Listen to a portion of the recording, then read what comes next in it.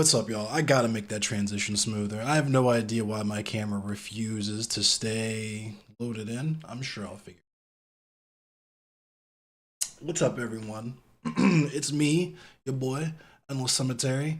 Matter of fact, just to keep the mood light, let's throw the loop back on. Yeah. Let's throw the loop back on because got a little bit of news to cover tonight. Got a little bit of stuff to talk about.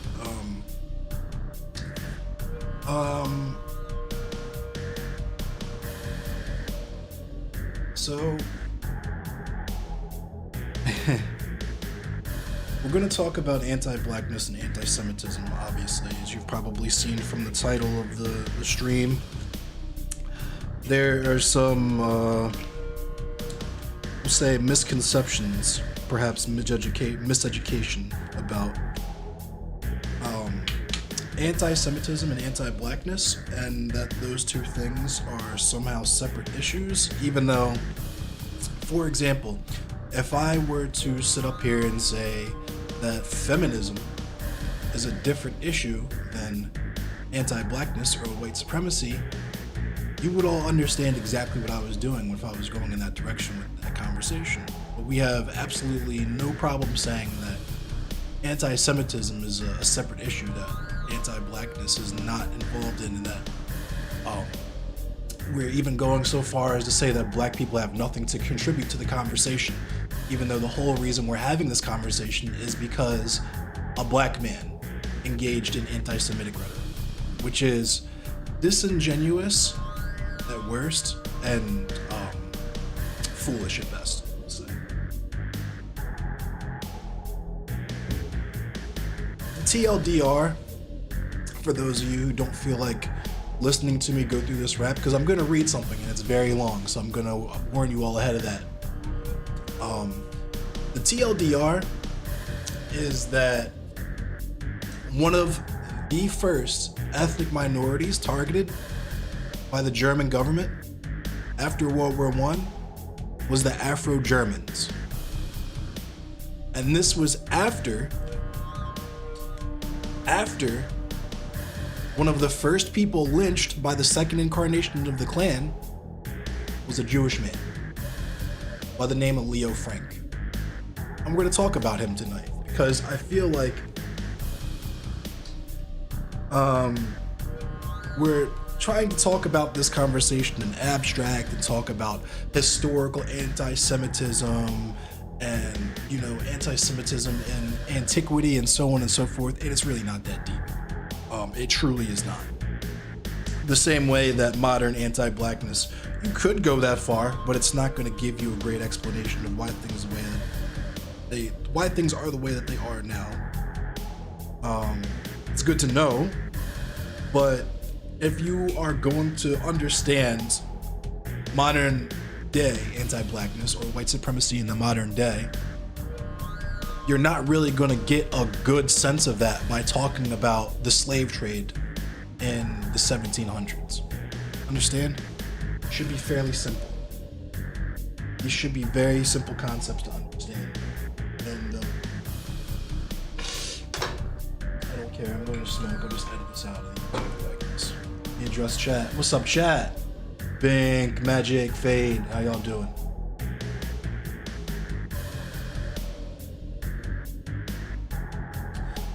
Hope everybody's doing well tonight. And part of the TLDR is the conversation at all times should have always been, should be now, and should continue to be about how Jewish people should have solidarity with non-black people of color, as well as black people in their struggle against white supremacy.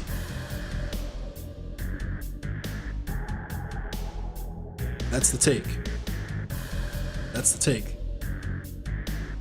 Is that black people, the nebulous monolithic black people, should not be anti-Semitic, and the nebulous monolithic Jewish people should not be anti-black.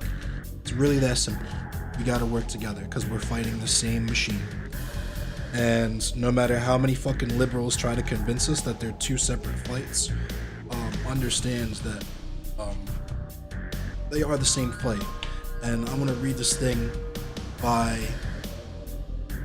James Baldwin, who is considerably smarter than me and I would say 99% of the people watching the stream.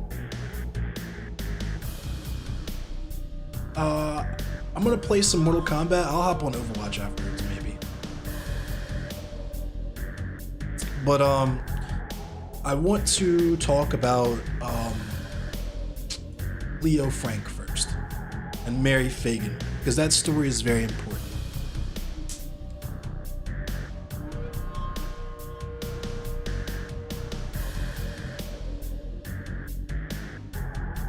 Can he beat Goku? Maybe. Maybe. So,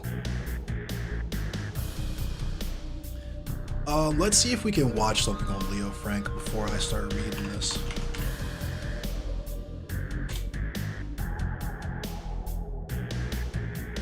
For those of you who don't know, Leo Frank was a Jewish man who was lynched by the KKK.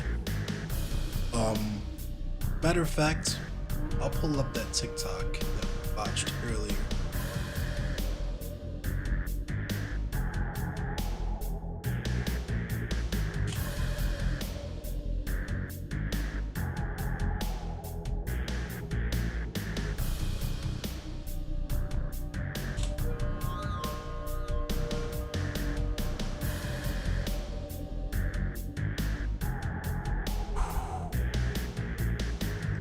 Okay, I just randomly saw this on TikTok and I want to show it apropos of nothing. It's just something I've been repeating that people thought I was bullshitting about. That I need to show this.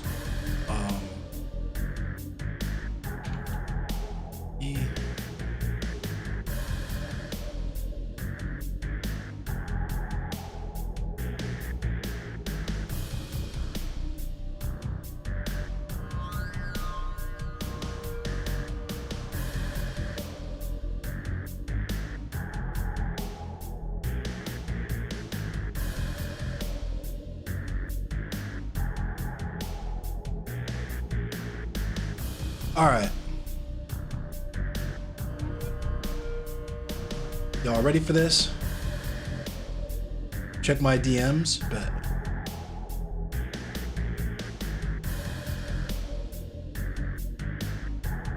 On Discord, DM. Okay.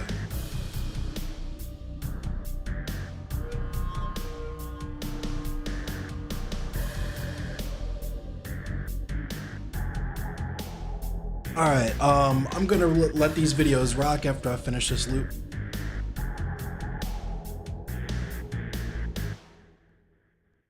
Alright, let's cook with a little bit of gas here. So we've seen this, but let's watch it again just for enrichment. Was founded in Stone Mountain, Georgia. The KKK that we know and recognize was founded in Stone Mountain, Georgia in 1915, but so this is actually not completely true because I did a little bit more research into this. The third incarnation of the KKK is what we're currently dealing with now, which is like the splintered, like state by state individual groups that don't really move or operate as part of a collective anymore. But yeah, the second iteration of the KKK, which is the KKK that Martin Luther King and them had to deal with, that is from 1915. The KKK she's talking about right now. Keep that in mind. First, let's talk about some true crime. In 1913, a little girl named Mary Fagan is murdered at a pencil factory where she worked. A manager at that pencil factory named Leo Frank is questioned and eventually let go until the city finds out that he's Jewish. Leo Frank is then questioned, arrested, and then put on trial. Now over here is a man named Jim Conley. He is the star witness against Leo Frank. The prosecutor uses racism and anti-Semitism during the trial, his conspiracy theories and stereotypes against Jewish people to paint Leo Frank as a terrible human being. And he argues that Jim Conley's testimony can be trusted because Jim Conley is a black man. Therefore, Jim Conley is intellectually incapable of making up such an extravagant lie, much less remembering that story on the stand. So Leo Frank is found guilty and sentenced to execution, but the governor, after reviewing the evidence, changes the sentence to life in prison. Now, why am I telling you all of this? Because on August 16th, 1915, Leo Frank is kidnapped and lynched by a mob of about 25 men. Those 25 men called themselves the Knights of Mary Phagan, and just a few months later, the Knights of Mary Phagan showed up to a meeting in Stone Mountain, Georgia, to help establish the modern KKK. So if you don't think anti-Semitism is also racist, have I got news for you. So there's that. Let's check this out. At the turn of the century, poor dirt farmers in Georgia were losing their land as they sunk further into debt. Southern business leaders thought industrializing the South, building factories and mills, would help create jobs. And they looked to the North to pay for those factories. They called their movement the New South. But this New South saw some painful changes. In the case of Leo Frank and Mary Phagan, a double tragedy. It was a trial that shook the community in a lot of different ways, shook the Jewish community especially. The whole case of Mary Phagan and Leo Frank was a tragedy. But in focusing on those individuals, we lost sight of the broader issues that were involved at the time, the broader economic issues, the issues of change from a rural world to a more urban world. As factories and mills sprang up in urban areas, thousands upon thousands of rural Georgians flooded into cities like Atlanta, hoping to find work and relief from their poverty. But the reality they found was quite different from their dreams. The amount that you would make in a textile mill was just a little bit higher than what you would make as a sharecropper. And furthermore, it was a system that depended upon your whole family often going into the mill, and you really needed everybody in your family or a number of people in your family working in order to make any kind of living wage. To farmers who had spent their lives on the land, the New South seemed an alien world. Seemingly overnight, within a single generation, they found themselves living in urban slums and watched their children grow up inside factories. These were the conditions in Atlanta when Mary Phagan, a 13-year-old factory worker, was found brutally murdered in the basement of the National Pencil Factory in 1913. The manager of the factory was accused of murdering Mary Phagan. His name was Leo Frank. He was a Northerner, and he was Jewish. And based solely upon the testimony of a janitor named Jim Conley, Leo Frank was convicted and given the death penalty. A mob, a crowd would crowd the courthouse. The jurors would have to walk to the courthouse from their hotel through this mob, many of whom wanted Frank to be found guilty. The public's cry for Frank's blood made the prosecutor's job easy. Although Jim Conley changed his story several times and had initially been a suspect himself, the jury needed little convincing that Leo Frank was the one who killed Mary Phagan. There's no such thing as child labor laws and unions. And children, Mary Phagan was 13 and worked a long, long day for very little money. And he was seen by many as the Jewish man coming from the north to exploit these little girls. I think we often look for scapegoats. Where have we heard that rhetoric before? Trying to protect little white girls. Where have we heard that before?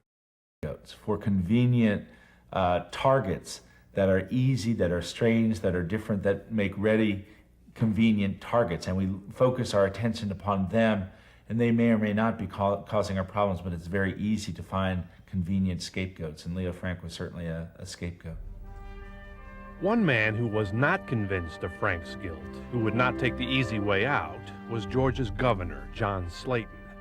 Based on evidence that he had heard that was not brought up in court, Slayton changed Frank's sentence from death to life in prison.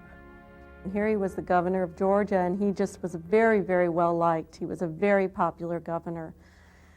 And by commuting or setting aside Leo's sentence, he did the honorable thing, but he destroyed his political career. Sparing Frank's life ignited public anger. On August 16, 1915, a group of men from Mary Fagan's hometown of Marietta kidnapped Leo Frank from the state penitentiary That might be and hanged TOS. him. There was a circus atmosphere that morning. A popular musician wrote a song. People took pictures and sold memorabilia, a piece of the rope used to hang Frank, a leaf from the tree. But this was a lynching, the result of Mary Fagan became symbols for a lot of what was wrong with the New South. Mary Fagan, a symbol of young girls who had to go into the factory, who had to live in the city with all of its strange kinds of ways.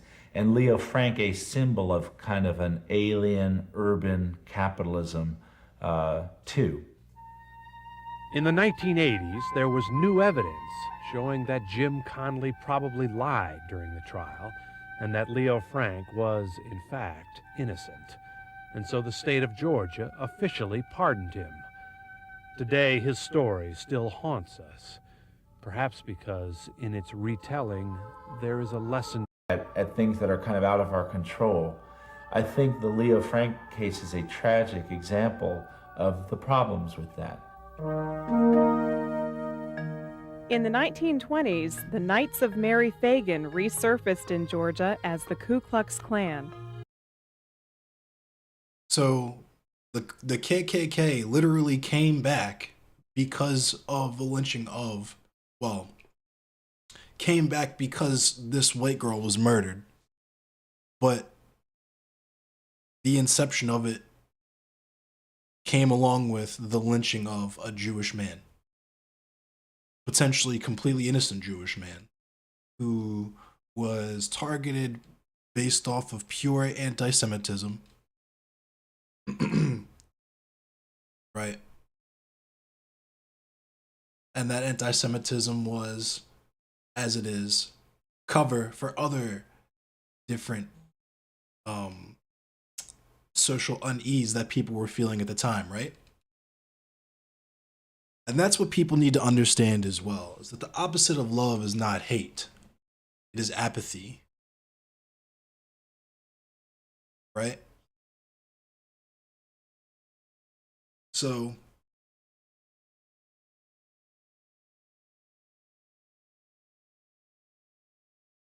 we got that happening.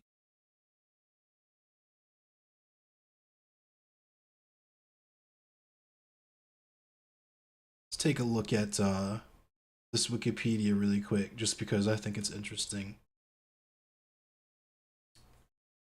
I'm just gonna read this first bit because this is everything we already know, and a lot of it's not really important. I might read that bit there. Leo Max Frank was an American factory superintendent who was convicted in 1913 of the murder of a 13-year-old employee, Mary Fagan, in Atlanta, Georgia. His trial, conviction, and appeals attracted national attention. His lynching 2 years later, in response to the commutation of his death sentence, became the focus of social, regional, political, and racial concerns, particularly regarding anti-Semitism. Today, the consensus of researchers is that Frank was wrongfully convicted and Jim Conley was likely the actual murderer.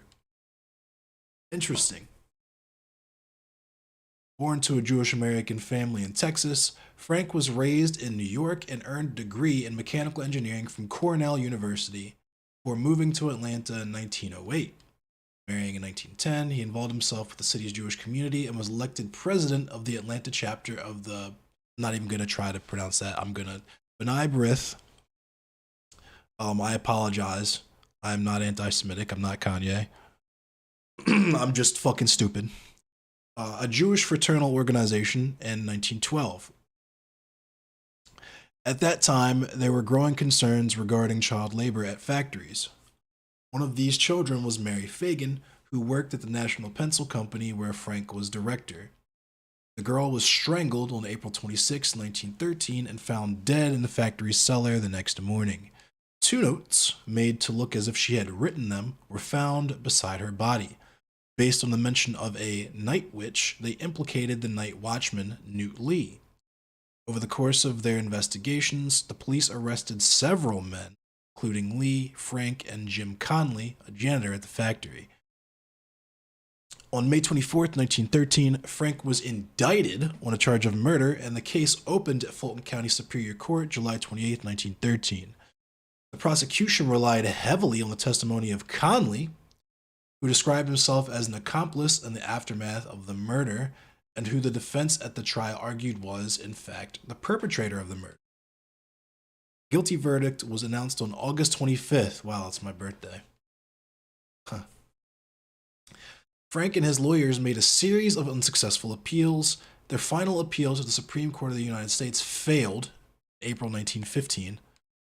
Considering arguments from both sides as well as evidence not available at trial, Governor John M. Slayton commuted Frank's sentence from capital punishment to life imprisonment. The case attracted national press attention, and many reporters deemed the conviction a travesty. Within Georgia, this outside criticism fueled anti-Semitism and hatred toward Frank. On August 16, 1915, he was kidnapped from prison by a group of armed men and lynched at Marietta, Mary Phagan's hometown, next morning. The new governor vowed to punish the lynchers, who included prominent Marietta citizens, but nobody was charged. In 1986, Frank was posthumously pardoned by the Georgia State Board of Pardons and Paroles, although not officially absolved of the crime. Okay, that's okay. The case has inspired books, movies, plays, and a TV miniseries. His case spurred the creation of the Anti-Defamation League and the resurgence of the Ku Klux Klan. Both of those things happened. And there are people out there that are trying to convince you that black people have absolutely no input when it comes to anti-Semitism in America, right? And we're talking about 1915, right? This other black man who allegedly actually murdered this little girl and blamed it on Leo Frank here. If you're going to assert that black man in 1915 had some kind of privilege over this Jewish man, that's like, what can I really say to you at that point?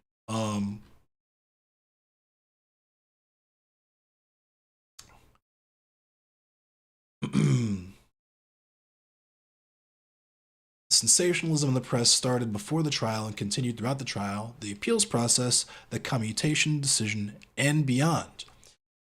At the time, local papers were the dominant source of information, of course, is 1915, but they were not entirely anti-Frank. The Constitution alone assumed Frank's guilt, so there was only one paper, I guess, that assumed Frank's guilt, while both the Georgian and the Journal would later comment about the public hysteria in Atlanta during the trial, each suggesting the need to re-examine the evidence against the defendant. So they knew this was bullshit. They knew this was bullshit. They just hated Jewish people that much. On March 14th, 1914, while the extraordinary motion hearing was pending, the Journal called for a new trial, saying that to execute Frank based on the atmosphere both within and outside the courtroom would amount to judicial murder, which is, knowing what we know now. Other newspapers in the state followed suit, and many ministers spoke from the pulpit supporting a new trial. L.O. Bricker, the pastor of the church attended by Phagan's family, said that based on the awful tension of public feeling, it was next to impossible for a jury of our fellow human beings to have granted him a fair, fearless, and impartial trial.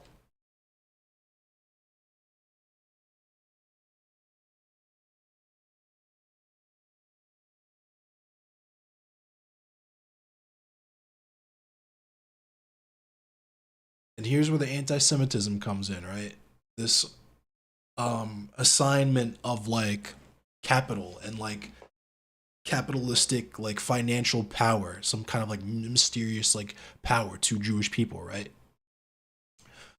On October 12, 1913, the New York Sun became the first major northern paper to give a detailed account of the Frank trial. Discussing the charges of anti-Semitism in the trial, it described Atlanta as more liberal on the subject than any other southern cities.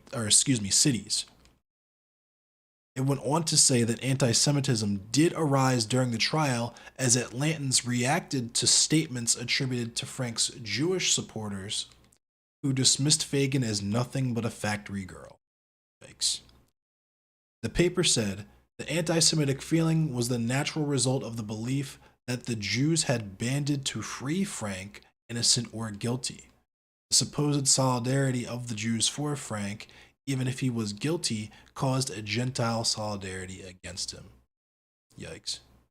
On November 8th, 1913, the Executive Committee of the American Jewish Committee, headed by Louis Marshall, addressed the Frank case. They did so following Judge Roan's reconsideration motion and motivated the issues raised in the Sun. They chose not to take a public stance as a committee, instead deciding to raise funds individually to influence public opinion in Frank. Excuse me. So there's a lot more about that. And I was gonna read this. What's up, Frackle? What up, Mordecai? Very inflammatory title. Negroes are anti-Semitic because they're anti-white. This is from April 9th, 1967. James Baldwin penned this, right? This was ink spilled by James Baldwin. Before we get to that, I want to show you all this because Mormon people are fucking wild, and I And then she says, just out of the blue, no prompting, she says, okay, did you know that black people are cursed? Just like that. And I went, what? With what? Like a disease? And she's like, no, listen. Black people are cursed. all good, Goosey. And I said, what do you mean? She said, oh, do you know what happened in the pre-existence? And I said, no. She's like, okay, so I'm going to tell you. So, in the beginning, we were all spirit children. We were with Heavenly Father. There was Jesus Christ. There was Satan. You know how he took a third of people with him? I said, yeah. She said, and Satan then did. Satan took a third of the host of heaven with them. And then the rest of us went with God and Jesus Christ, but not black people. And I went, wait, what? And she said, well, in the pre-existence, black people weren't valiant. And I said, valiant? She said, and they were fence sitters. And I said, what do you mean, like sitting on the fence? Like, I don't understand. She said, listen, this is what happened. So when Jesus Christ was giving his plan and Satan was giving his plan, you didn't choose either one. You kind of wanted to come down here, get your body and see who would win the war. And then you would choose then. And so you were punished for that. But the good thing is you're here now. You're baptized and now you can prove yourself. So you get your body, you live a good life. Now remember, it's going to be hard because of your decision. Your lot in life is going to be really hard, but you chose that. You knew that. You have a veil put over you. You won't remember, but you guys made these choices. You accepted this as part of the plan. You wanted to be black. You chose to be black. You chose this trial because you knew you can endure and you knew that you were going to be rewarded in the hereafter. Not just that, but you were a fence sitter. You weren't valiant.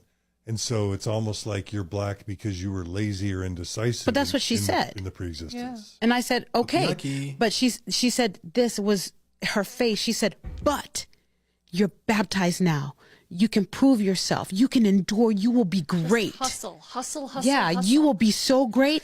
You Hustle will be mind forgiven. grind Now set. it's going to be hard. And you chose this trial. You chose this It's your trial. fault. It's all your fault. You chose it. So don't complain about it. And then she says, just out of the blue, no prompting, she says, So yeah, this is going to be long for me to read this, so let's get into some ACAD news that was shared with me. Shout out to Frackle once again, true comrade. This is all these things being related, obviously. We'll get into how what we just watched was related to this conversation about like anti-Semitism and anti-blackness and racism and so on and so forth. But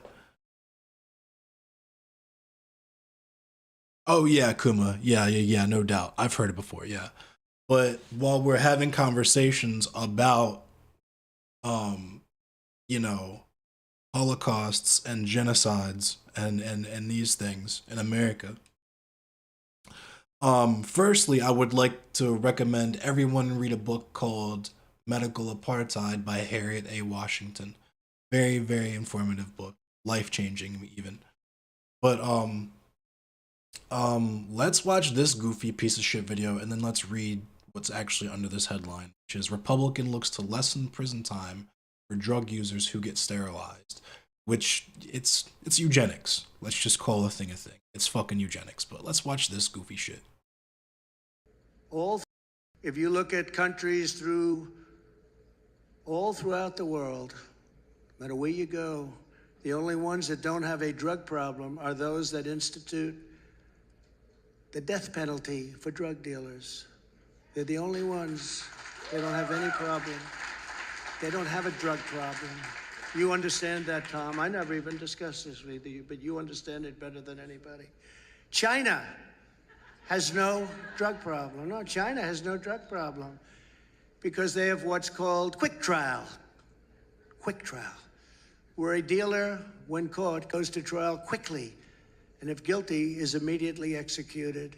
Kill your local drug dealer energy. Singapore, likewise, despite the wealth and all of the other aspects that would normally lead to massive use of drugs, has no drug problem because dealers are given, after a fast trial, the death penalty.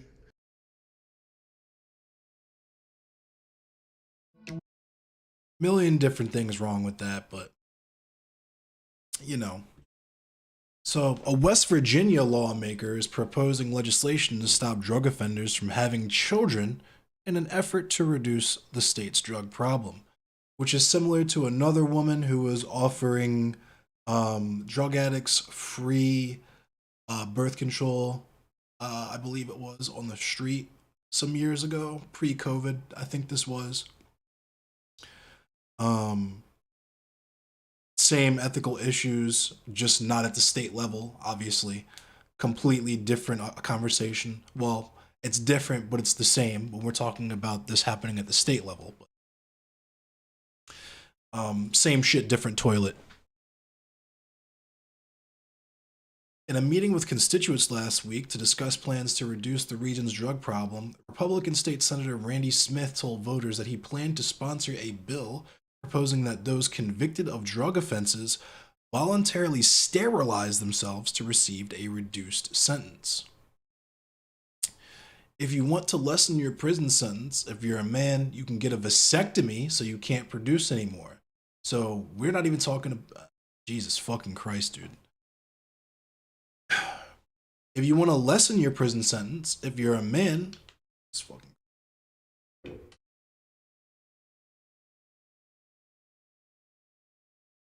If you want to lessen your prison sentence, if you're a man, you can get a vasectomy so you can't produce anymore, Smith told audience members, according to the Cumberland Times News. If you're a woman, then you get your tubes tied so you don't bring any more drug babies into the system. Now, you don't have to. If you don't, you're going to jail for a very long time. If you volunteer for the program, you get a lesser sentence. Absolutely disgusting. It's eugenics.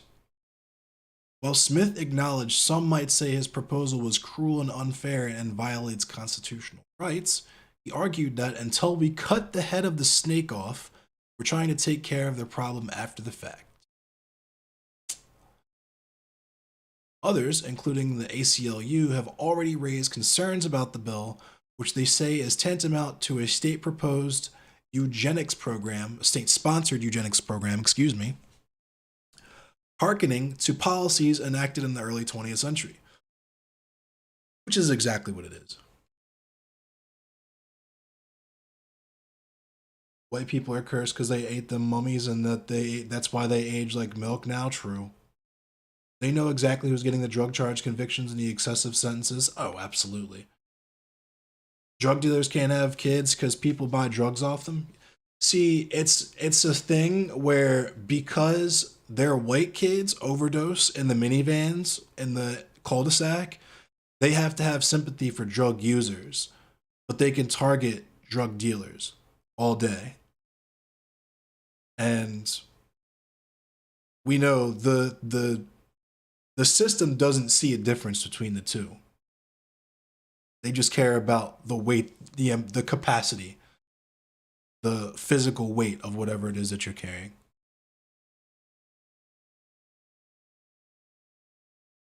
Senator Smith's plainly unconstitutional bill reeks of eugenics, Eli Baumwell, ACLU-WV's advocacy director, told Newsweek in a statement. It might sound like an absurd plea for attention, it is, but it's also part of a long-standing legislative agenda of punching down on West Virginia's most vulnerable people. While scientific research and international human rights debates had largely discredited the practice as early as the 1930s, its prevalence in Nazi Germany kept eugenics in the spotlight well into the ensuing decades, with most U.S. states introducing eugenics legislation at some point in their history. And I should remind everyone that Manifest Destiny walked so that Lebensraum could run. Adolf Hitler directly referenced how the United States of America moved in their treatment of Black people and indigenous people in America, right? This is also why I recommend reading the book Medical Apartheid by Harriet A. Washington, because there's actually a chapter, I believe, in the book called American Auschwitz. Read the book. I still might read that book live sometime. If you get the chance to read it yourself, you should.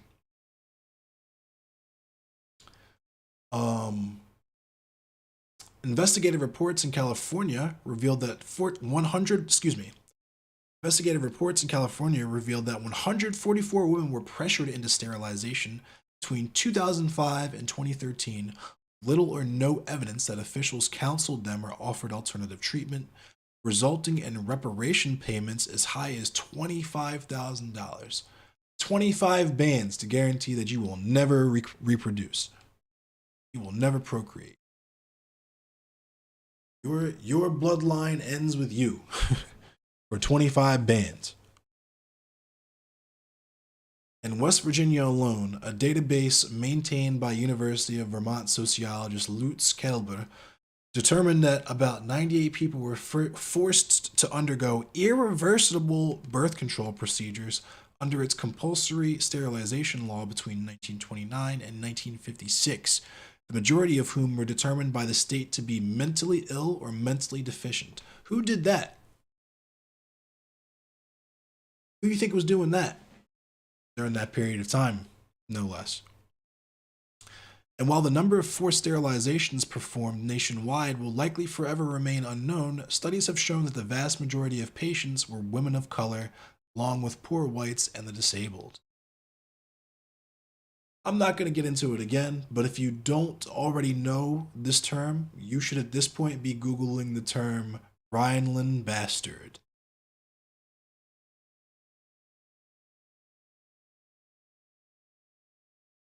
In West Virginia, which has the highest drug overdose mortality rate in the United States, according to the Centers for Disease Control and Prevention, the most likely to be impacted would fall on similar lines. Also, it's worth mentioning that even if someone is the kind of ghoul who might support this policy, it will result in falsely convicted people getting sterilized as well. Absolutely.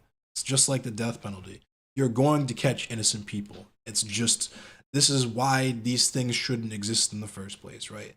If there's no death penalty, then you run no risk of accidentally killing innocent people, right? If you have no policies for fucking sterilization, then you don't run the risk of accidentally sterilizing people who did not deserve that. Deserve, air quotes.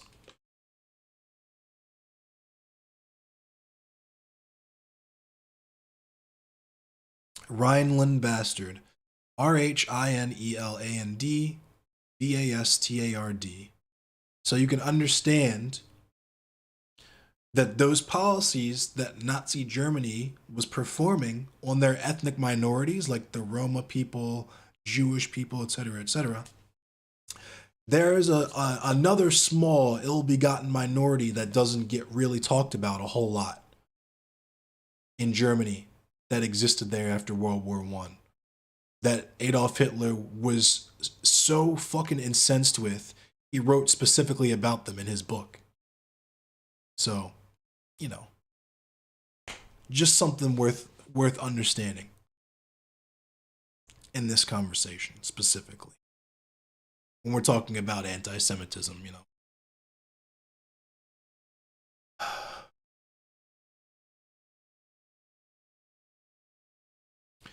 The number of drug offenders admitted each year into the West Virginia state prisons notably increased by more than 300% between 2000 and 2015, according to a study by the West Virginia Office of Research and Strategic Planning, with drug offenses making up about 1/4 of new admissions. Of that number, blacks were 3 times more likely to be incarcerated than whites. A recent study from the Vera Institute of Justice showed with the overall black incarceration rate increasing about 130% since 1990. Interesting. Dehumanizing and discriminating against people grappling with substance use or disorder has become commonplace for politicians in this state, and it is having deadly consequences, Baumwell said. Ignoring evidence-based approaches to addiction and recovery is leading to skyrocketing HIV and overdose rates. ACLU-WV will use everything at our disposal to make sure this hideous bill never becomes law. Smith's bill also seems to contradict his own statements about medical freedom issues like the COVID-19 vaccine, because of course this fucker is an anti-vaxxer. Jesus fucking Christ, dude. Of course this fucker. Of course he's an anti-vaxxer. Of course he's an anti-vaxxer.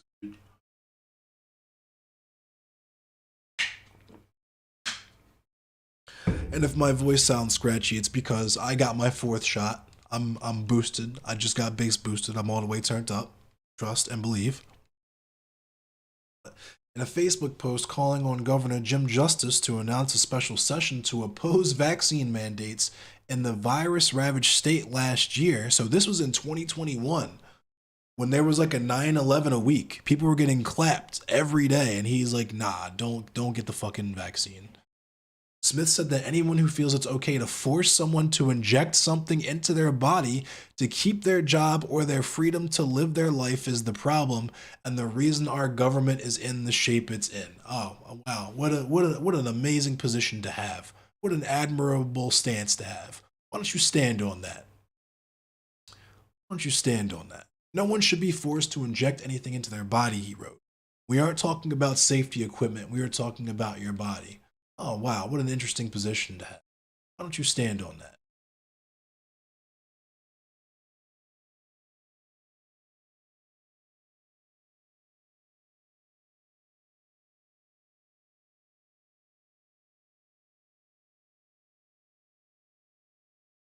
Hell yeah, Master Goosey, thanks for coming through. But yeah, so like, it's not that they think drug dealing is hereditary. There's obviously the stereotype about crack babies, right? And babies can be born addicted to drugs, and that's actually something that fucked me up. I was an Uber driver for many years, and that was one of the things I learned about taking trips to the hospital, is that when I pull up to the like peds and a police car is there, that means someone's getting their kid taken away because their kid was born addicted. But anyway, now that I'm finished trauma dumping,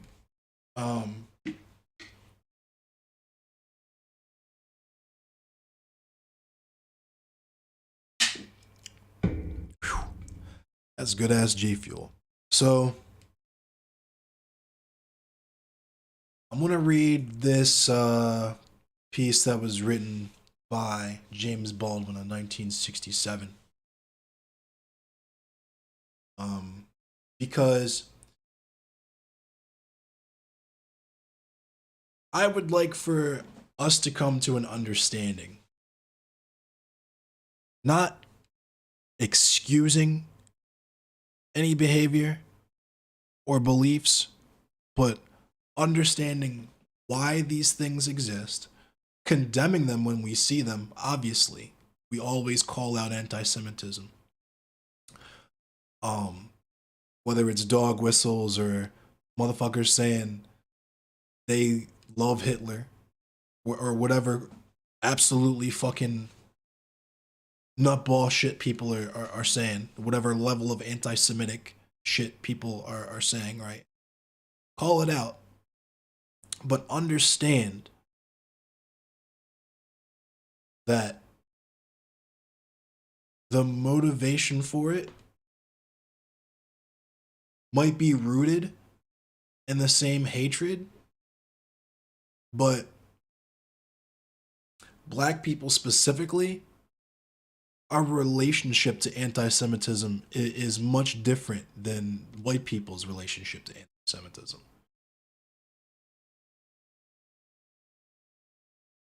Right? Shout out to our black Jewish homies, as we always say. Shout out to the Jewish homies. It goes without saying that this is a solidarity channel, and I don't like, this is all done for the purposes of education, for the opposite of what I feel like people have been doing, right? This isn't to say Jewish people shut the fuck up, right? This is quite the opposite. Jewish people should be speaking and should be like the people you consult when it comes to conversations about anti-Semitism. However, to ignore the stories of other minorities when it comes to this, especially black people, not only just because black Jewish people exist, right, but also because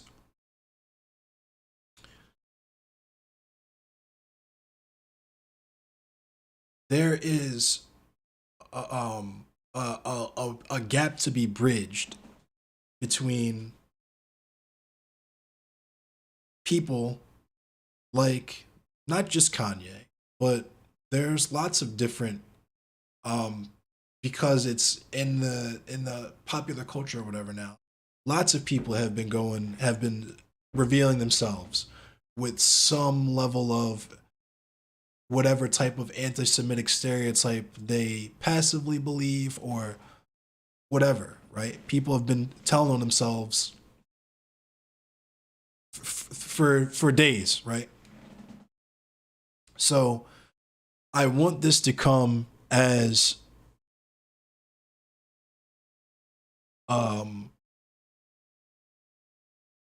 trying to deliver the message that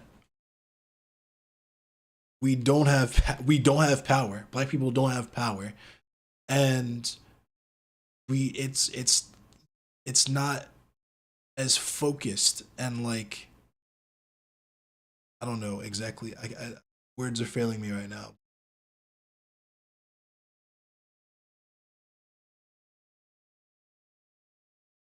There's a reason why black men specifically, which is something that I've noticed. I'm not sure if other people have, if maybe I'm wilding, but this is for me personally something that I've noticed. There's a reason specifically why black men can be susceptible to beliefs about certain Jewish stereotypes, anti-Semitic stereotypes, right?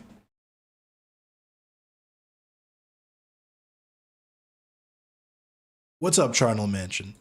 Yeah, I was just trying to say, like, this isn't this. I guess I should just outright say the reason why I'm continuing to do this and this specifically is because I feel like. What up, Arun? The discourse that we've been having is just to say, like I was saying earlier, Kanye Hitler, right? Adolf Hitler. If you want to say that because you think it's clever, you think it's funny to get your jollies and make your cheap jokes because you have this baby brain understanding of the Holocaust, of Nazism, of anti-Semitism, of anti-blackness, of anti-blackness as it relates to anti-Semitism. You have this baby brain fucking 5th grade, the Nazis killed Jews, therefore Adolf Hitler, right? Just say that. And we can move on, right? Ha ha ha. You're literally calling a black man the worst person remembered by history, right? Because nobody gives a fuck about what King Leopold did because he did it in Africa, right? But this is what I'm talking about. Everybody wants to get these ha-has off. No one wants to address the implications behind what you're saying. Beyond that, when we're trying to quadruple, triple, fucking quintuple down on that shit and try to justify it as opposed to just saying, you know what, hadn't thought of those implications before. Maybe I can call out the anti-Semitic language without engaging in anti-blackness as well, right? Maybe I can do that without just doing Kanye Hitler, right? Instead of just doing that and carrying it that way, we have to quadruple down. And now we're doing shit where it's, hey, black people, shut the fuck up because we're talking to Jewish people, right? Because we're telling on ourselves. We're telling on ourselves. This is saying these suburban white like streamers are the Jewish people that I'm going to talk to that are just going to affirm my confirmation bias, right? Or find this one fucking minority who is just going to come in here and do the same thing that I would like them to do, which is just do Kanye Hitler and confirm that, yes, it's okay to do Kanye Hitler because I said so, because I'm black. And I'm going to give you the anti-black card, a la Vash, right? A la Vash Shark 300. This is acceptable to do because I will be your token minority that will tell you that this is acceptable to do when it's not. And the way that you can demonstrate that it's not acceptable to do, first and foremost, is a very simple question that no one has answered, right? Which is, why do we need to call Kanye a Nazi? To explain that what he says is anti-Semitic or anti-black. Why do we need to call Kanye Hitler?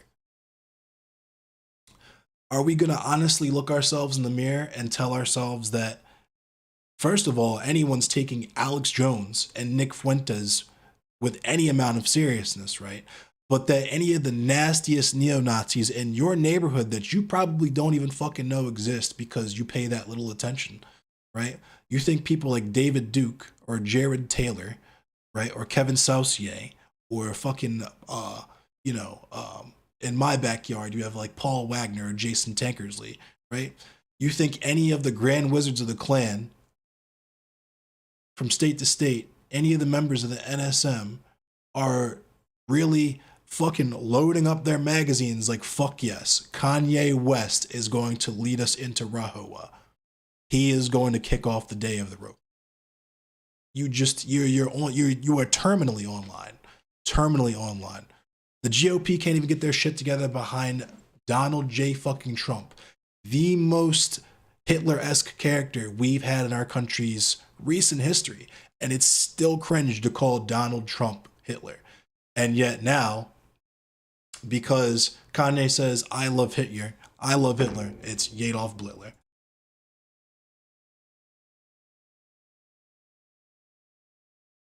Simplified language? Yeah, exactly. And if it's just simplified language, then say that. But also, you're literally calling a black person Hitler. Like, he exists in a different class because of his tax bracket. But this is the other thing that I was trying to get across too, is that I understand what you mean. And we all understand each other. Because for the most part, I'm assuming, none of us in here are liberals. But these are all liberals that self-report to us all the fucking time that they view issues like anti-Semitism, anti-racism, anti-transphobia, anti-queerphobia as completely fucking optional side quests that they get annoyed talking about. They get visibly irritated sometimes because they just want to get weed, free healthcare, and fucking like universal basic income or something like that. That's all they give a fuck about. They want to completely fucking ignore the reason why all this shit is fucked up in the first place and get straight to the end. Why? Because they don't have to change anything about their lives to do that. Right? So when we say it's okay to call a black man Hitler if X, Y, and Z, they will hear it's okay to call a black man Hitler. Right? And therefore, when you've been given the pass to compare a black man to the worst man remembered by history, it doesn't matter what. Whether it's me coming up on here and saying shit as simple as I'm reluctant to have kids with a white woman because I don't know if I'm going to have kids that's going to have family members that hate them because white people are weird about black people in this country. Duh. Fucking duh. I'm Blitler for that, right? For not just coming in any random fucking women that I happen to have sex with, right? I went through a Blitler arc behind that, right? Meanwhile, you have motherfuckers on here literally saying shit that like black people have smaller fucking, like people calling people subhuman and shit, right? And they're just like considered part of the wacky fucking cast of characters on here, right? People telling themselves with this shit on here all the fucking time. And this is what I'm talking about, where if you don't care and you just want to fucking schmooze your way to the middle, right, by appealing to the lowest common denominator in that way, that's cool. These are the harder conversations that I would like to have here for the purposes of solidarity, like I said, because at the top of the stream, the TLDR is black people, the monolith of black people should not be anti-Semitic, and the monolith of Jewish people, air quotes, should not be anti-black. We should have solidarity with one another because we fight the same fucking power. Period. That's the long and short, and that's the conversation that should be being had. But for whatever reason, don't call black people Hitler is the discourse. It's weird as fuck to me. So we're gonna read this this piece written by James Baldwin. It says, Negroes are anti-Semitic because they're anti-white.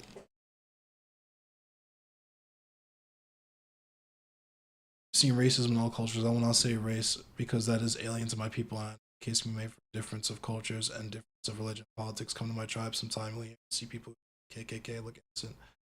I'm just tired of turning on the news and hearing only white people racist. Word, well, there's a lot of stuff that you can listen to instead of the news. But it's not going to be here. Cause fuck out of here. So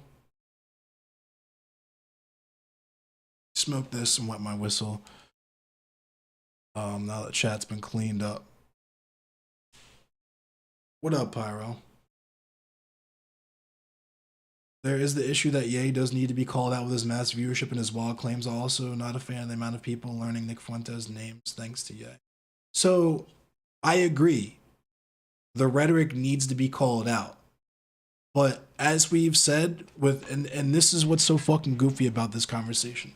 When we're talking about streamers on here talking to Richard Spencer and stuff, goofy shit like that, we all understand that changing people's minds doesn't happen through shame and it doesn't happen in public, right? That you have to talk to people and get on their side, blah, blah, blah, blah, blah, X, Y, and Z, right? This is the thing that's skipped right over with Ye, right? Is that the dude clearly needs help. He's needed help for a long fucking time, right? And he needs people to reach out to him. People have explained to him why his rhetoric is wrong, and he needs that, but he's not receptive to it. You understand what I'm saying? And he's torpedoing his own viewership. It doesn't matter who you are or what your fucking audience is. You can't say shit like I love Hitler, right? You just can't. No, absolutely fucking no one is going to take you seriously. I don't care who learns Nick Fuentes' name either, because Nick Fuentes will never taste power. Will never taste power. He has a fucking he has a litany of clips of him saying even more sus, like not even sus, but just straight up mask off fucking white supremacist shit. There's clips all day. Anyone who is worried that Nick Fuentes is about to attain remotely any political power is like, you're terminally fucking online.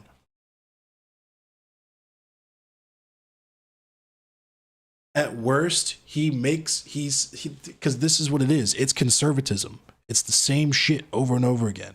He's not rolling us back. It's just like when camera phones came out and everybody was like, oh my God, look at this uptick in police brutality. No, dumbass. You just can see it now. Like, all these fucking teenage Nazis weren't non-existent before 4chan. You can just see them now. Fucking duh. They were the kids in the malt shop throwing fucking milkshakes on black people just trying to sit and have a meal. Right? It's worse than not being taken seriously. The man is role model, a black role model, which arguably more important in terms of accountability. We need more of them. So if the man is saying stuff like that, how many youngins are going to start thinking this? Exactly. I agree. Which is part of why. Watched an interesting video about how he's showing very clear symptoms of not medicating his bipolar disorder. I don't want to get into pathologizing Ye's mental state and so on and so forth. I do want people to acknowledge, I think it's just about being precise in your criticisms. Exactly. Frackle hit the nail on the head, as usual. But I think it's important to acknowledge that Ye is neurodivergent. But people get super fucking mad and are like, are you saying he's anti-Semitic because he's mentally ill, blah, blah, blah, blah, whatever. This is what I'm saying. It's not that getting off your meds makes you anti-Semitic, but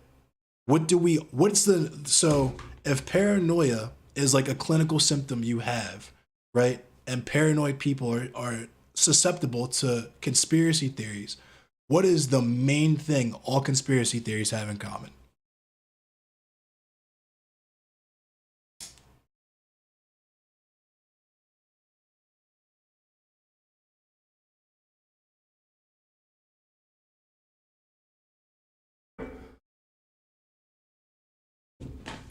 It's not that it makes you anti-Semitic. It's just that, just like fucking misogyny, anti-blackness, etc., anti-Semitism is the default for the society that we live in.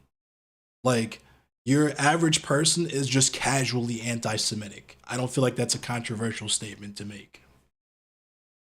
So, much the same, when you get that, it's like when fucking, you know that joke, like, you know how people who have Alzheimer's forget everything except how to be racist? You know what I mean? It's like, that's the best way I can kind of put it. Ye is definitely, I would say that, so Ye, I wouldn't put him among the elite.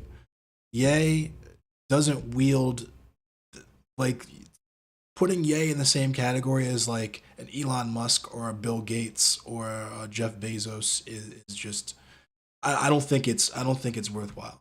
In terms of cultural influence, maybe, but I don't think he wields even the same cultural capital that he used to. Especially not now. But in terms of, and this is what I was saying about like black men specifically, there's a very specific type of black man who has decided to throw the cape on for Kanye. Because those of us that have been sharp, we have been off the Ye train for fucking years at this point, maybe even like a decade. off of completely unrelated shit. Zach Fox fucking called that shit, right? Called that shit. There was some weird misogynistic fuckery. It's just his energy was just not. It wasn't. You know what I mean? Yay, we were. Put it this way: we at the very most have been critically supportive of Ye for a very, very long time, and I've said that as much up until recently, because you can't support a person that says shit like "I love Hitler," no matter what the reason, the motivation behind it is, right? Until they understand and can demonstrate, like, can show you that they understand why that's fucked up. You know what I mean?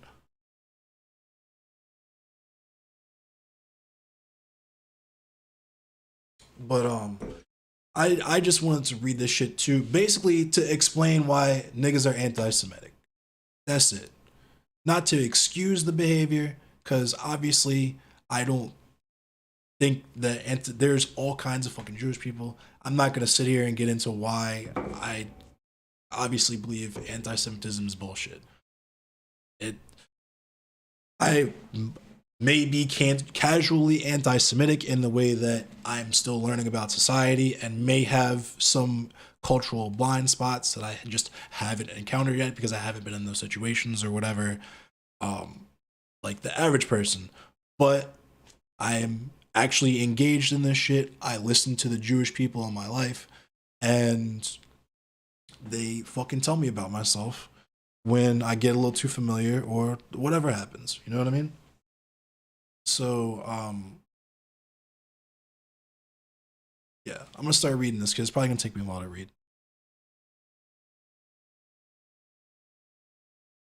Yeah, anti-Semitism bad.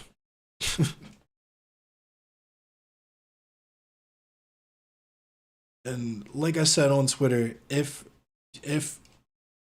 part of the essence of your take can be distilled to black people shut the fuck up, you should probably maybe re-examine, readjust, reorient, because like it's Jewish niggas. It's Jewish niggas.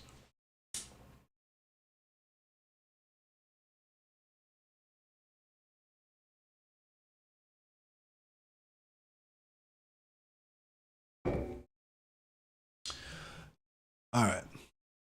Negroes are anti-Semitic because they're anti-white, by James Baldwin. When we were growing up in Harlem, our demoralizing series of landlords were Jewish. We hated them. We hated them because they were terrible landlords and did not take care of the building. Coat of paint, a broken window, a stopped sink, a stopped toilet, a sagging floor, a broken ceiling, a dangerous stairwell. The question of garbage disposal. The question of heat and cold, of roaches and rats, all questions of life and death for the poor, and especially for those with children. We had to cope with all of these as best we could. Our parents were lashed to futureless jobs in order to pay the outrageous rent. We knew that the landlord treated us this way only because we were colored, and he knew that we could not move out. The grocer was a Jew, and being in debt to him was very much like being in debt to the company store. The butcher was a Jew, and yes, we certainly paid more for bad cuts of meat than other New York citizens, and we very often carried insults home, along with the meat. We bought our clothes from a Jew, and sometimes our secondhand shoes, and the pawnbroker was a Jew. Perhaps we hated him most of all. The merchants along 125th Street were Jewish, at least many of them were. I don't know if Grant's or Woolworth's are Jewish names, and I well remember that it was only after the Harlem Riot of 1935 that Negroes were allowed to earn a little money in some of the stores where they spent so much. Not all of these white people were cruel. On the contrary, I remember some who were certainly as thoughtful as the bleak circumstances allowed, but all of them were exploiting us, and that was why we hated them. But we also hated the welfare workers, of whom some were white, some colored, some Jewish, and some not. We hated the policemen, not all of whom were Jewish and some of whom were black. The poor, of whatever color, do not trust the law, certainly have no reason so. And God knows we didn't. If you must call a cop, we said in those days, for God's sake, make sure it's a white one. We did not feel that the cops were protecting us, for we knew too much about the reasons for the kinds of crimes committed in the ghetto. But we feared black cops even more than white cops, because the black cop had to work so much harder on your head to prove to himself and his colleagues that he was not like all the other niggers. We hated many of our teachers at school because they so clearly despised us and treated us like dirty, ignorant savages. Not all of these teachers were Jewish. Some of them, alas, were black. I used to carry my father's union dues downtown for him sometimes. I hated everyone in that den of thieves, especially the man who took the envelope from me, the envelope which contained my father's hard-earned money, that envelope which contained bread for his children. Thieves, I thought, every one of you. And I know I was right about that. I've not changed my mind. Whether or not all these people were Jewish, I really do not know. The army may or may not be controlled by Jews. I don't know, and I don't care. I know that when I worked for the army, I hated all my bosses because of the way they treated me. I don't know if the post office is Jewish, but I would certainly dread working for it again. I don't know if Wanamaker's was Jewish, but I didn't like running their elevator, and I didn't like any of their customers. I don't know if Nabisco is Jewish, but I didn't like clearing their basement. I don't know if Rikers is Jewish, but I didn't like scrubbing their floors. I don't know if the big white bruiser who thought it was fun to call me Shine was Jewish, but I know I tried to kill him, and he stopped calling me Shine. I don't know if the last taxi driver who refused to stop for me was Jewish, but I know I hoped he'd break his neck before he got home. I don't think that the General Electric or General Motors or RCA, Con Edison, or Mobil Oil, or Coca-Cola, or Pepsi-Cola, or Firestone, or the Board of Education, or the textbook industry of Hollywood, or Broadway, or television, or Wall Street, Sacramento, Dallas, Atlanta, Albany, or Washington are controlled by Jews. I think they are controlled by Americans, and the American Negro situation is a direct result of this control. And anti-Semitism among Negroes, inevitable as it may be, and understandable, alas, as it is, does not operate to menace this control, but only to confirm it. It is not the Jew who controls the American drama. It is the Christian. The root of anti-Semitism among Negroes is, ironically, the relationship of colored peoples all over the globe to the Christian world. This is a fact which may be difficult to grasp not only for the ghetto's most blasted and embittered inhabitants, but also for many Jews, to say nothing of many Christians. But it is a fact, and it will not be ameliorated. In fact, it can only be aggravated by the adoption on the part of colored people now of the most devastating of the Christian vices. Of course, it is true, and I am not so naive as not to know it, that many Jews despise Negroes, even as their Aryan brothers do. There are also Jews who despise Jews, even as their Aryan brothers do. It is true that many Jews use, shamelessly, slaughter of the 6 million by the Third Reich as proof that they cannot be bigots, or in the hope of not being held responsible for their bigotry. It is galling to be told by a Jew whom you know to be exploiting you that he cannot possibly be doing what you know he is doing because he is a Jew. It is bitter to watch the Jewish storekeeper locking up his store for the night and going home, going with your money in his pocket to a clean neighborhood miles from you, which you will not be allowed to enter. Nor can it help the relationship between most Negroes and most Jews, Part of this money is donated to civil rights. In the light of what is now known as the white backlash, this money can be looked on as conscience money merely, as money given to keep the Negro happy in his place and out of white neighborhoods. One does not wish, in short, to be told by an American Jew that his suffering is as great as the American Negro's suffering. It isn't, and one knows that it isn't from the very tone in which he assures you that it is. For one thing, the American Jew's endeavor, whatever it is, has managed to purchase a relative safety for his children and a relative future for them. This is more than your father's endeavor was able to do for you, and more than your endeavor has been able to do for your children. There are days when it can be exceedingly trying to deal with certain white musical or theatrical celebrities who may or may not be Jewish, what in show business is a name, but whose preposterous incomes cause one to think bitterly of the fates of such people as besides Smith or King Oliver or Ethel Waters. Furthermore, the Jew can be proud of his suffering, at least not ashamed of it. His history and his suffering do not begin in America, where black men have been taught to be ashamed of everything, especially their suffering. The Jew's suffering is recognized as part of the moral history of the world, and the Jew is recognized as a contributor to the world's history. This is not true for the blacks. Jewish history, whether or not one can say it is honored, is certainly known. Black history has been blasted, maligned, and despised. The Jew is a white man, and when white men rise up against oppression, they are heroes. When black men rise, they have reverted to their native savagery. The uprising in the Warsaw Ghetto was not described as a riot, nor were the participants maligned as hoodlums. The boys and girls in Watts and Harlem are thoroughly aware of this, and it certainly contributes to their attitude toward Jews. But of course, my comparison of Watts and Harlem with the Warsaw Ghetto will be immediately dismissed as outrageous.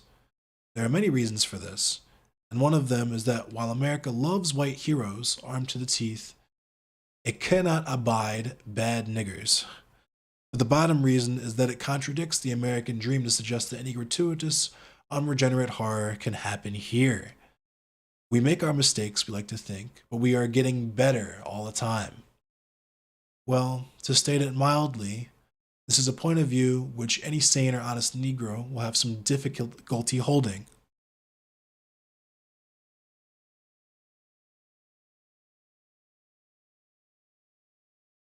Very few Americans, and this includes very few Jews, wish to believe that the American Negro situation is as desperate and dangerous as it is. Very few Americans and very few Jews have the courage to recognize that the America of which they dream and boast is not the America in which the Negro lives. It is a country which the Negro has never seen. And this is not merely a matter of bad faith on the part of Americans. Bad faith, God knows, abounds, but there is something in the American dream sadder and more wistful than that. No one, I suppose, would dream of accusing the late Moss Hart of bad faith. Near the end of his autobiography, Act 1, just after he has become a successful playwright, is riding home to Brooklyn for the first time in a cab, he reflects. I stared through the taxi window at a pinched-faced 10-year-old hurrying down the steps on some morning errand before school. I thought of myself hurrying down the streets on so many gray mornings, out of a doorway in a house much the same as this one.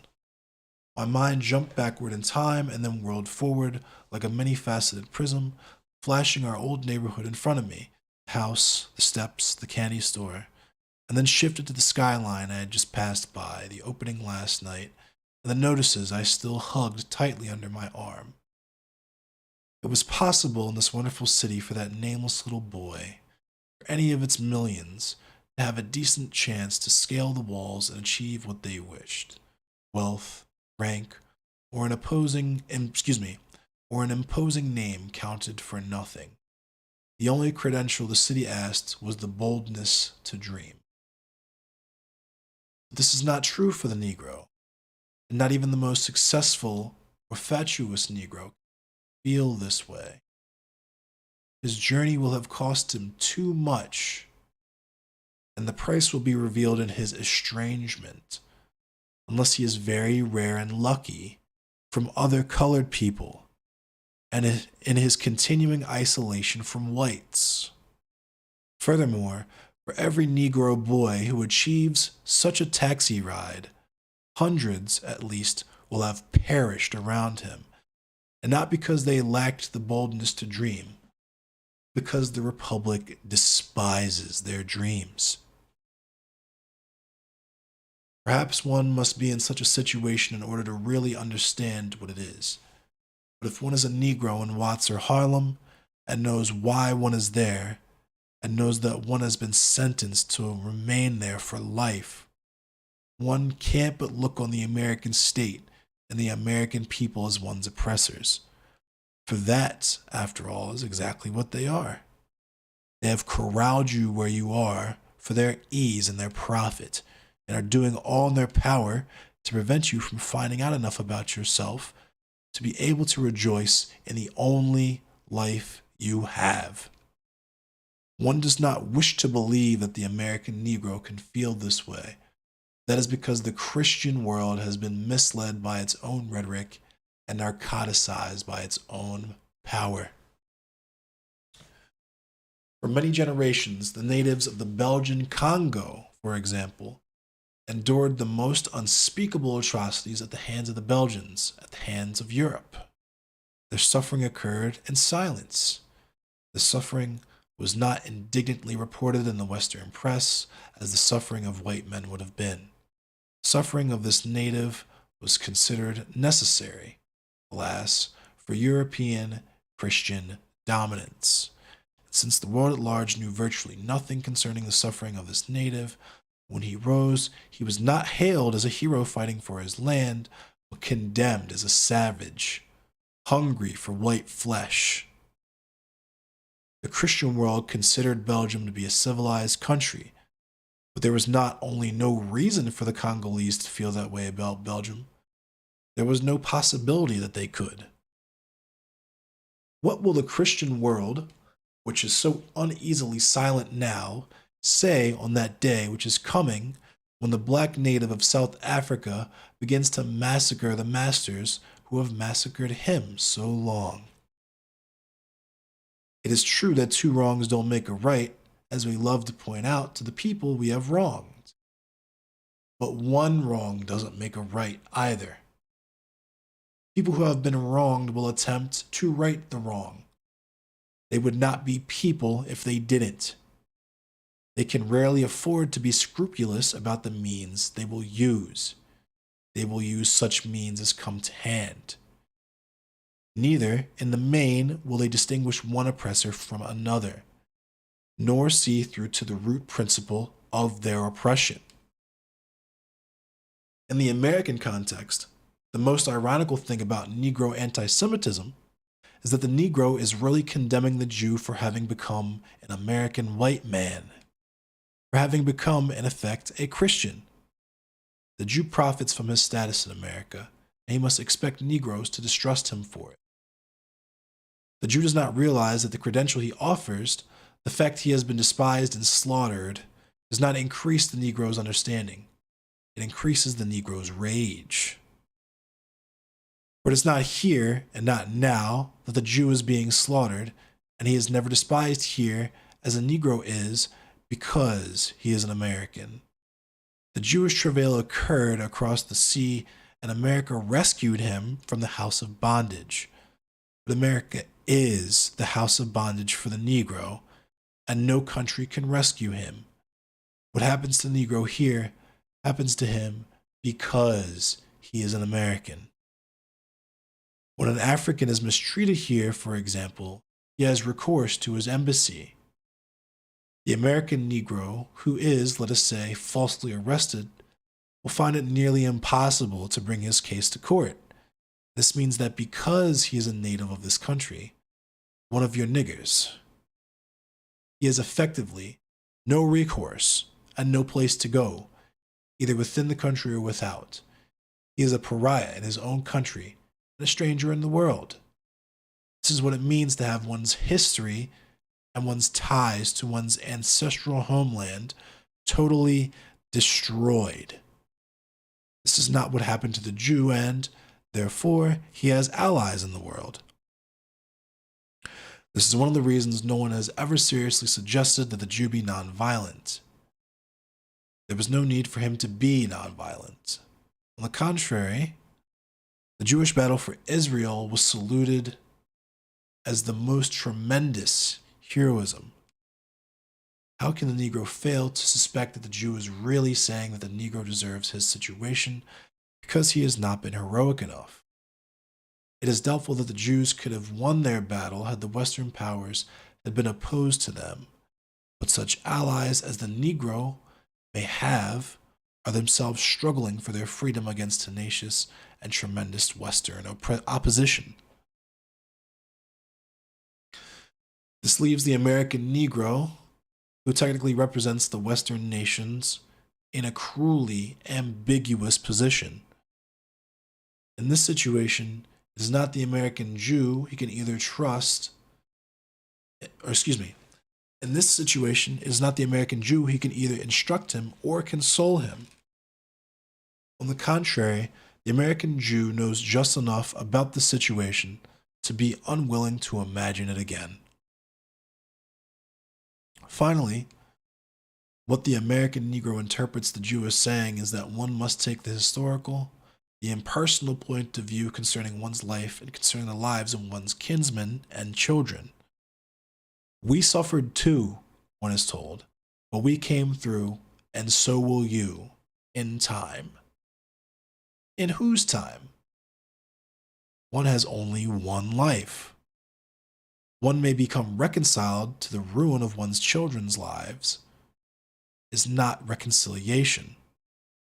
It is the sickness unto death. And one knows that such counselors are not present on those shores by following this advice. They arrived here out of the same effort the American Negro is making.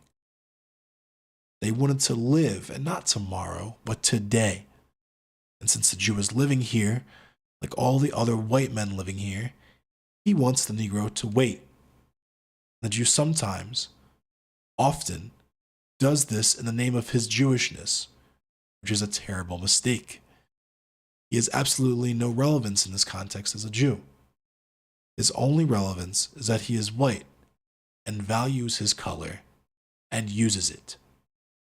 He is singled out by Negroes not because he acts differently from other white men, but because he doesn't. His major distinction is given him by that history of Christendom, which has so successfully victimized both Negroes and Jews. And he is playing in Harlem the role assigned to him by Christians long ago. He is doing their dirty work.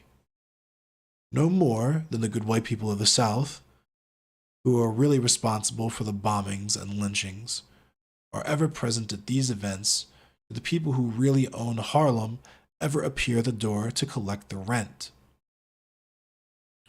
One risks libel by trying to spell this out too precisely, but Harlem is really owned by a curious coalition which includes some churches, some universities, some Christians, some Jews, and some Negroes.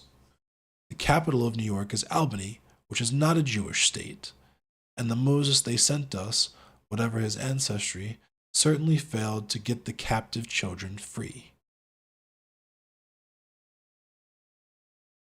A genuinely candid confrontation between American Negroes and American Jews would certainly prove of inestimable value. But the aspirations of the country are wretchedly middle class, and the middle class can never afford candor. What is really at question is the American way of life.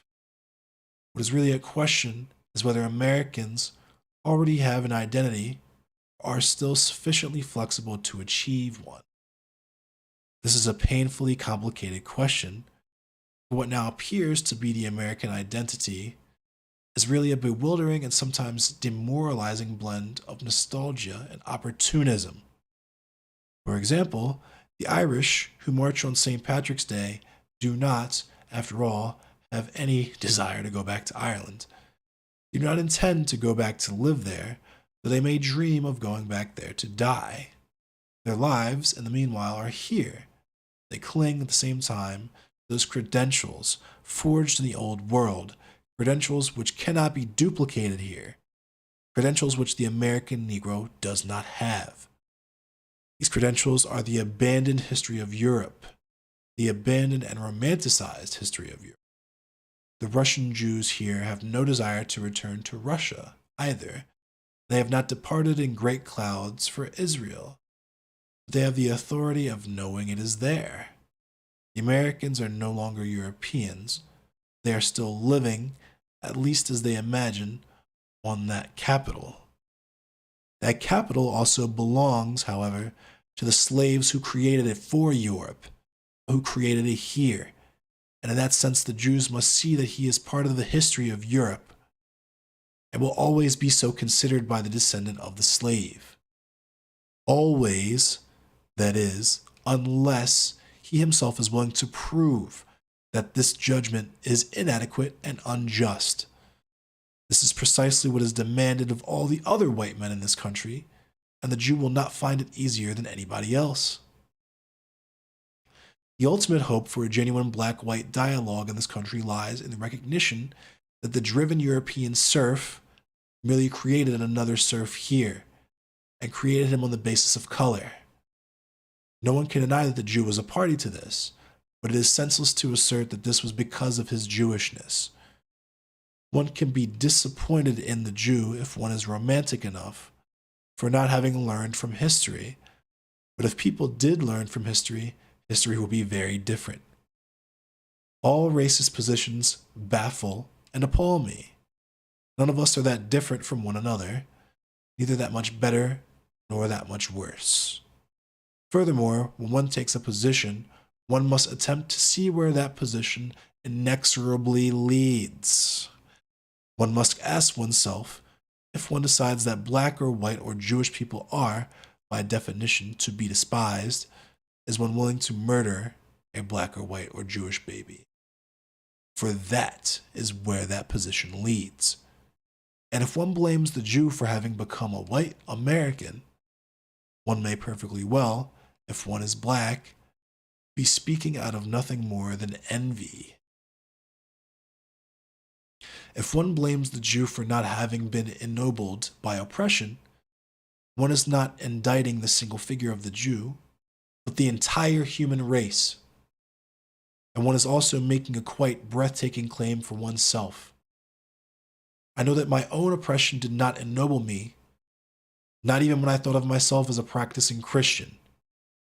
I also know that if today I refuse to hate Jews or anybody else, it is because I know how it feels to be hated.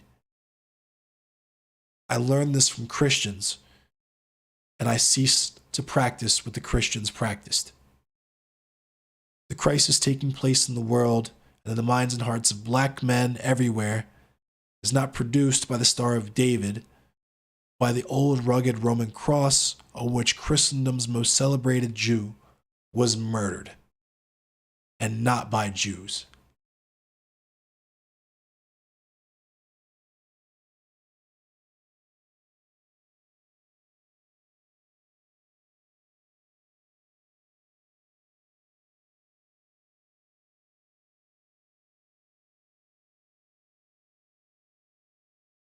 That was in 1967.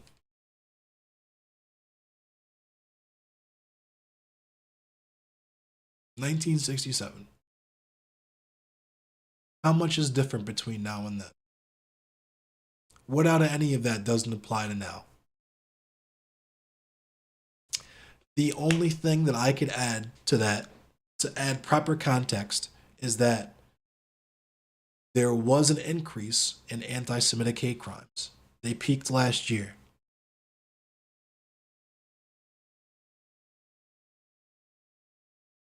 It's the only context I can add. But obviously James Baldwin could never have known that his time.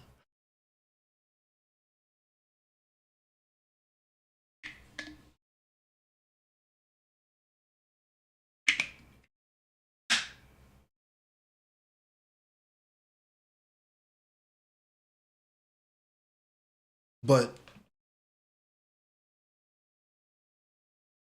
when we're saying these things, we're not saying this to defend Kanye or be casually anti Semitic. We say this because we literally have the same gun aimed at us. The same people that hate them hate us, and for the same reason.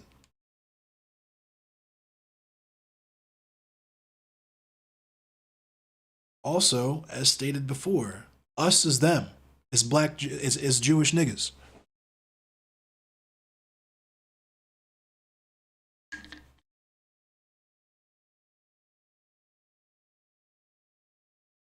So,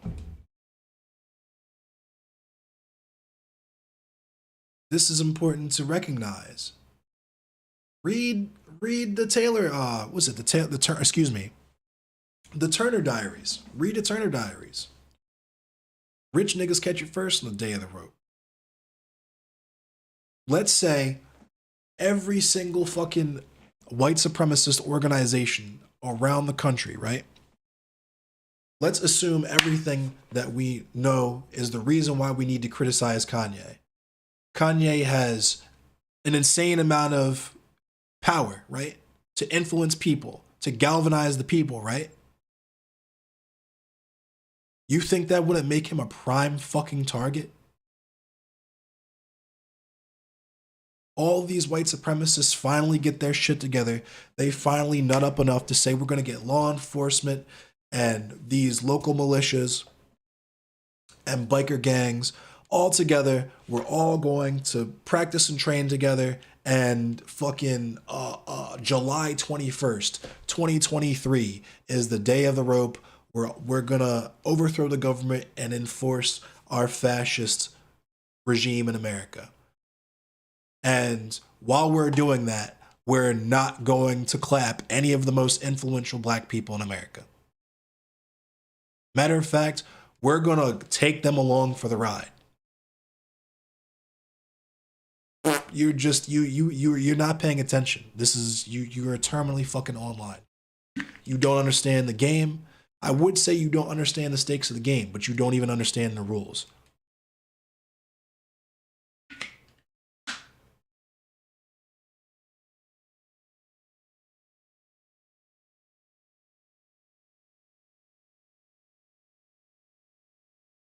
No problem. And as I stated before, it's not to say Jewish people shut the fuck up. It's not to say it's not doing oppression Olympic shit. It's literally pointing out the intersection. Right? It's saying that Jewish people can intersect with white people. Duh. Fucking duh. And also that black people can intersect with Jewish people.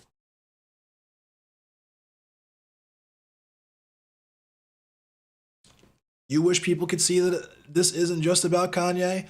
I wish people could see it that way too. But then again, you have to remember what the purpose of the space is and who the people that we're talking about are.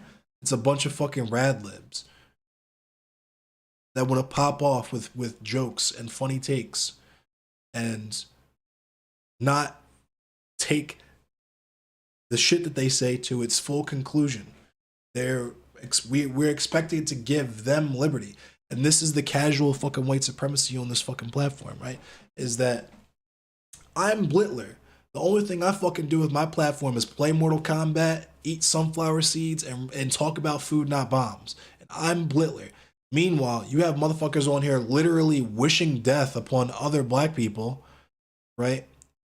You have motherfuckers literally talking about the erasure of black culture and black people in the future, and we're supposed to just take all of that shit charitably.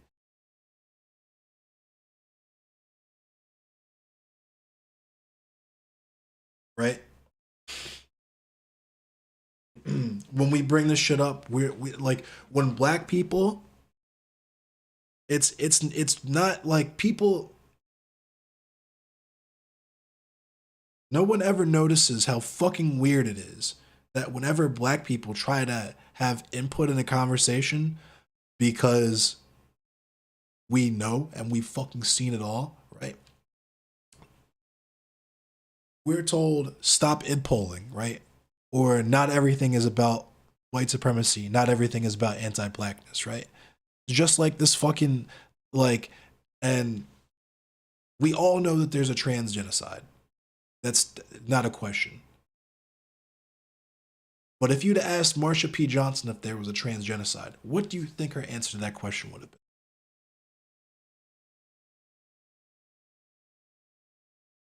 Black people have been telling you shit's fucked up forever in this country.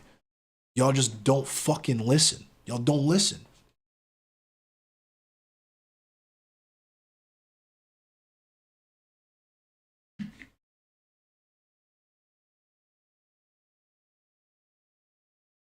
What's up, Zero? I think it shows major issue with ideas like black capitalism. Like many Jewish people get fucked over, but the select few that don't do shit for any other Jewish people now get used to be used as a scapegoat.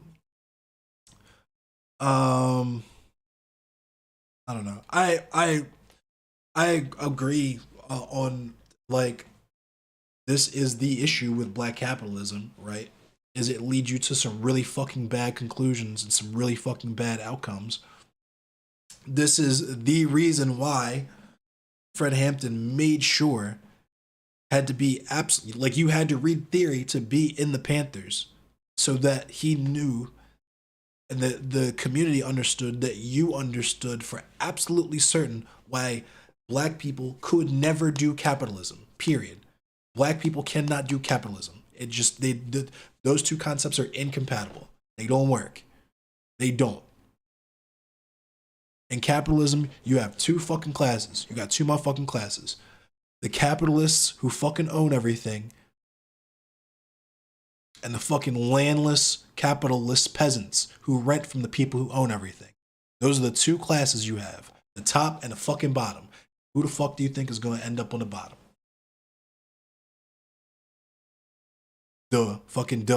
Like it's black people cannot do this is what anarchata fucking is. Black people cannot do any type of hierarchies. We can't do homophobia, we can't do transphobia, we can't do misogyny.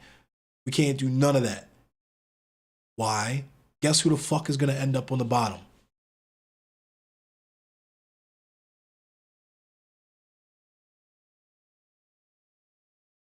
Landlord culture, black people, and shout out to Bing Princess because we had a whole ass conversation about black women in luxury, and I might want to revisit not that conversation specifically, but I want to talk more about bougie niggas in the future because I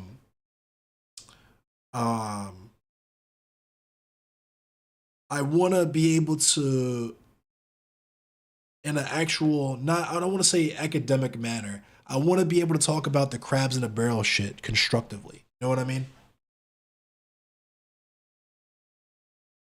In a way that's actually able to highlight the different shit that is the reason why you don't want to explain to people why black people cannot do capitalism. Capitalism will never work for niggas. As long as capitalism is the wave, you will continue to see black people in the position that they're in. That's just how it's gonna work. The hood will always exist. Jackson, Mississippi, places like that are always gonna have fucked up ass water, so on and so forth, because there's no fucking profit motive. Who gives a fuck? And black people are never gonna have enough capital to have any type of political power to do that shit on their own. That's why mutual aid fucking is a thing that we try to push to build dual power in the first place, right? It's because when the state fails, the only people we have left to fucking rely on is each other.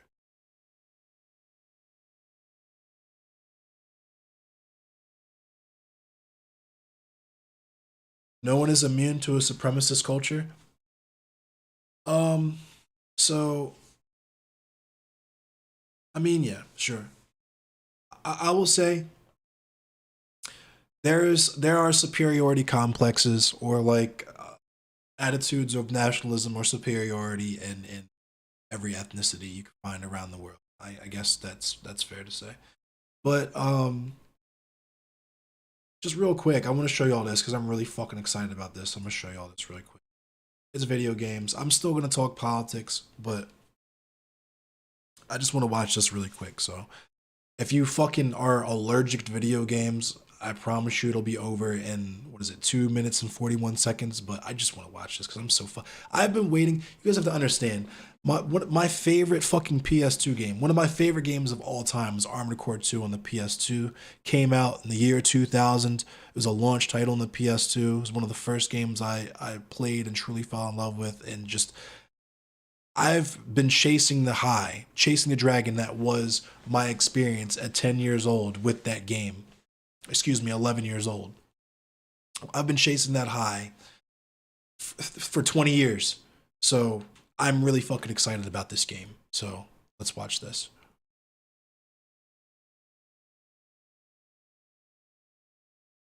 And it's Bandai Namco, no less. That means just because this is extra fucking nerdy. I build, if you guys didn't, I've talked about this before, I build model kits. I do build streams, actually. I might do a build stream this month.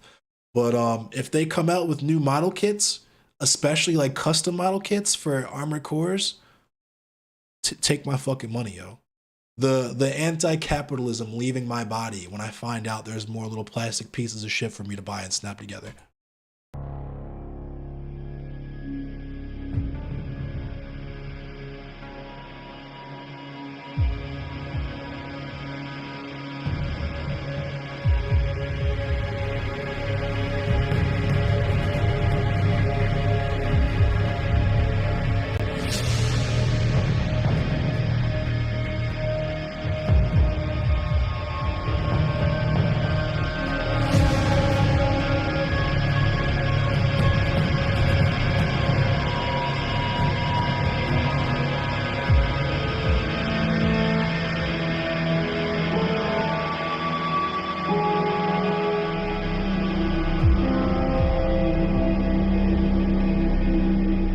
I'm excited because these graphics are going to be fucking absolutely fucking wild.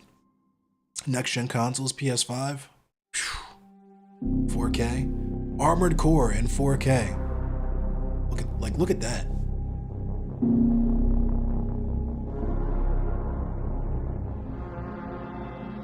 And apparently the game is, remember, I don't know if you guys have heard me talking about like what I would want for this game and how excited I was and how I would want it to be similar to like Elden Ring, where it's like an open world that you can move around in, maybe even jump out of your neck like the Demon X Monitor.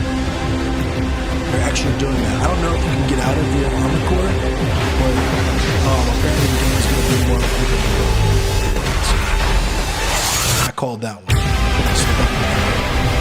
Your boy is so excited for the game. It's predicting the future.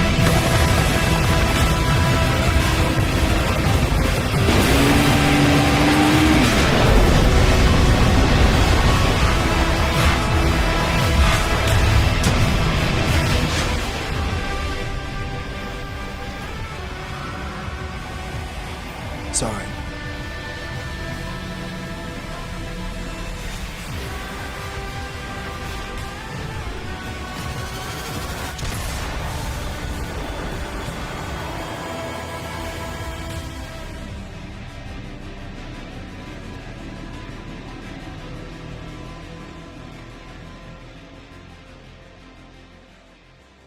So we got that to look forward to in 2023. That's gonna be tough. I was just saying that apparently what I was saying is, I don't know if you guys have been if you guys watch me play Elden Ring, or when I was playing that piece of shit Souls-like game, Elden Ring. It sucks. Fuck that game. You're mad. When I was playing that game, wishing that it was Armored Core, and just talking about how you guys, you young fucking whippersnappers, don't even remember Armored Core. and you call yourself From Software fans and you don't even know what Armored Core is because you're fucking posers.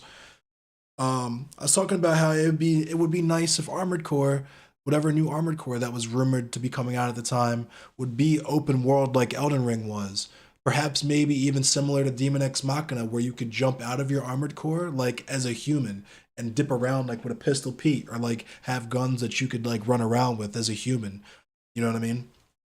And they put that in the game. Apparently the new Armored Core that's coming out apparently the new Armored Core that's coming out is going to be open world. No, I'm waiting on confirmation on whether or not you can get out of the Armored Core. I could live without that. It'd be fucking cool as shit if you could, but just the fact that it's open world is very exciting for me. It reminds me a lot of like Zone of the Enders, how you could like choose what world you wanted to go to in Zone of the Enders when you were like in flight mode. The Jehuti, the orbital frame.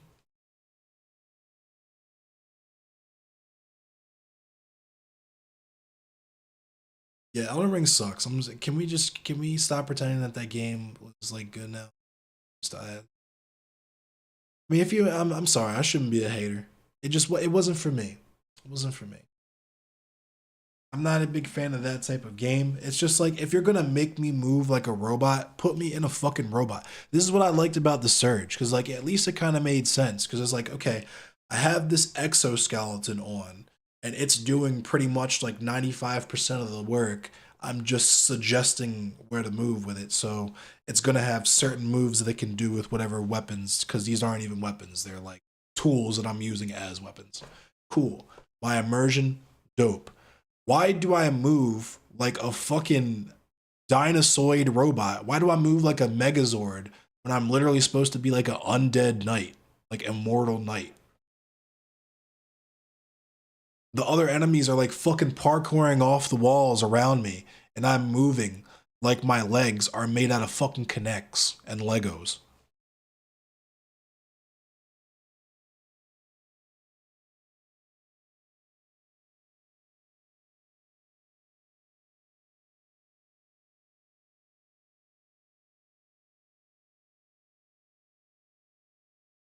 Nah, I lightened up. I'm using big sword, no armor, no shield. Just big sword wackadoodle. Still.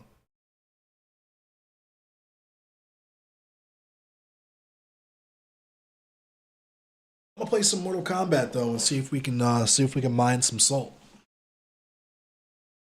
Salty boys. But yeah, there's some other shit I want to talk about too. There was that fucking a piece of shit guy in West Virginia trying to pass that legislation for people to sterilize themselves, to reduce their prison sentence. We talked about that eugenics shit. It's been just a really fucking gross, like kind of like like low-key Holocausty like theme tonight, I guess. Weird. But I appreciate everybody rocking with me. See some new faces in here. Or at least some people that haven't been here in a while. Thanks for coming back and still thinking that my channel is worthwhile. If you're undead in Elden Ring, maybe your body is deteriorated. Yeah, I guess that makes sense too. You move like a zombie and you're like just like a really fast or like really magically powerful zombie, I guess. I guess that makes sense. I can rock with that. I can work with that. Still rather play Armored Core. That's because you know what you can get in an Armored Core? A fucking gun. I can get the blick. When I see a giant monster, I up the fucking blick. I up that shit. Gotta pull my little sword out.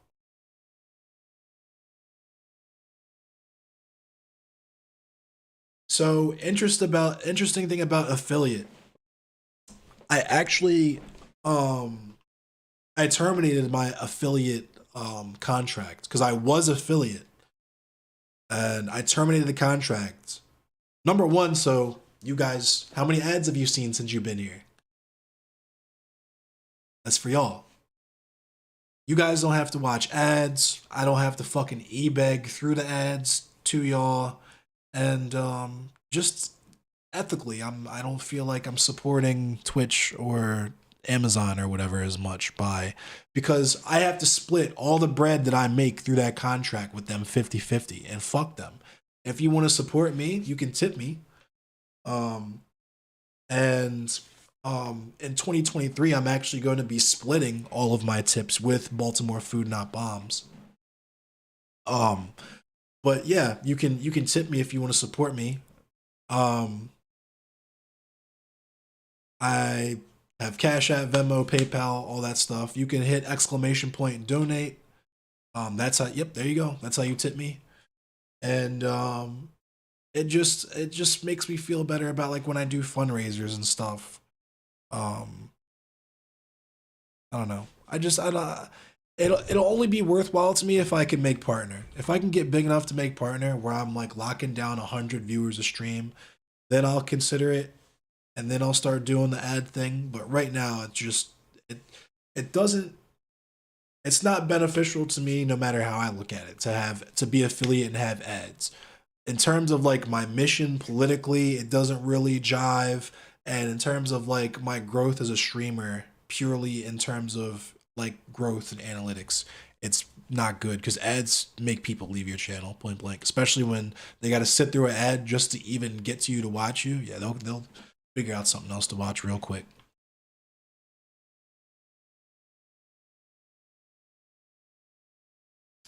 Oh, you got an ad block? Word. Well, I mean, I appreciate you some though. I always appreciate whenever people drop it. Really excited. I talk all the time about how Maryland will be legalized recreational cannabis for adults over the age of 21. I am well over the age of 21, so yep. Hey, Alex Goddard, thanks for the comment.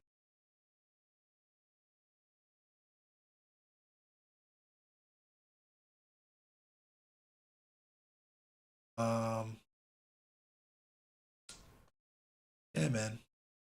Um, having a good night. Let me go ahead and get the Mortal Kombat booted up, and we can talk some more, whatever you guys want to talk about in chat. Let me get that Mortal Kombat.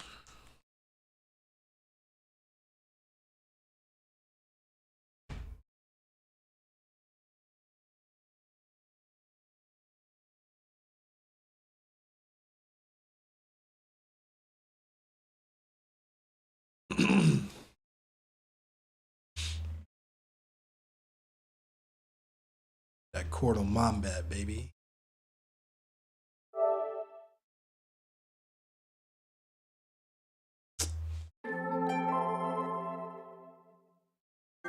Oh no.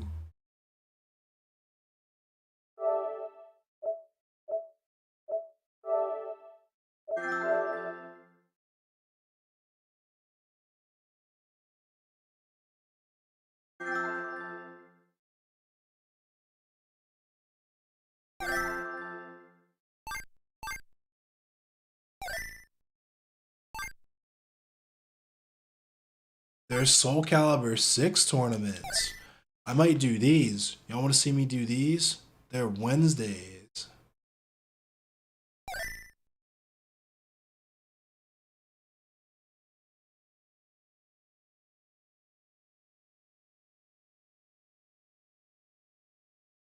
Should I do a Soul Calibur 6? I haven't competed in Soul. That was the first game since I got back into fighting games I was competing in.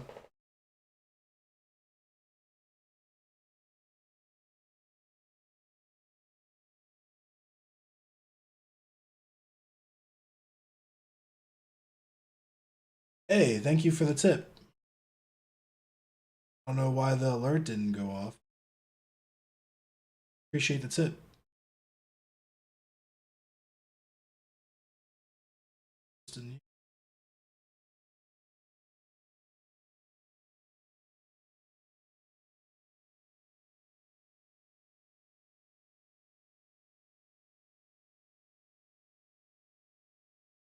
Sorry, bad streamer.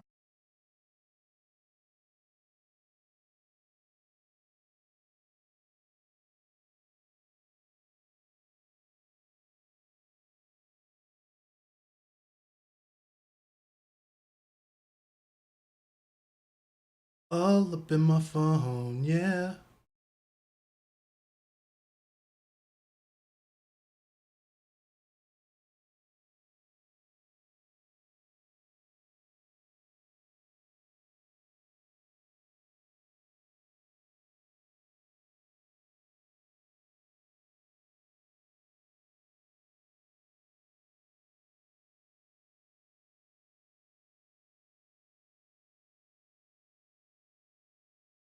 Yo, you see my Instagram. Follow me on Instagram. I'm funny.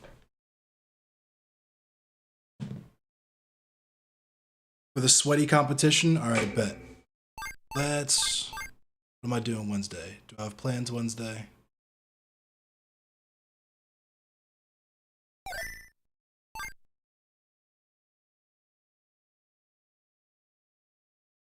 Do I? I don't. Alright. Can't make plans if I do. Okay.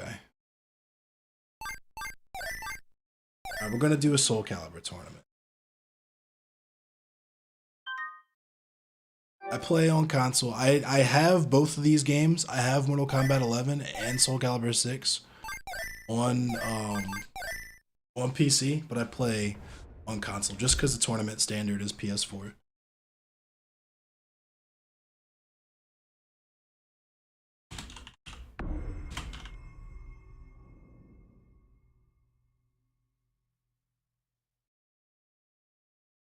So chapped as fuck.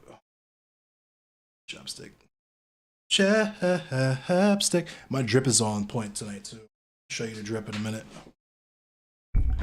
Got the drip, you know what I'm saying? Hold up.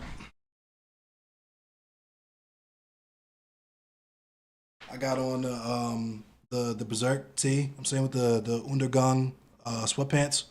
Drip, death metal, you know what I'm saying?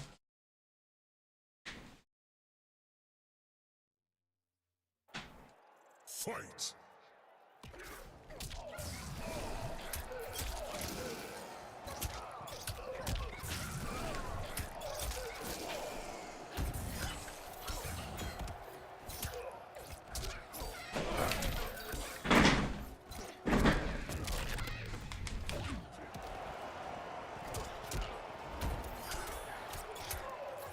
Drip is always pretty fire.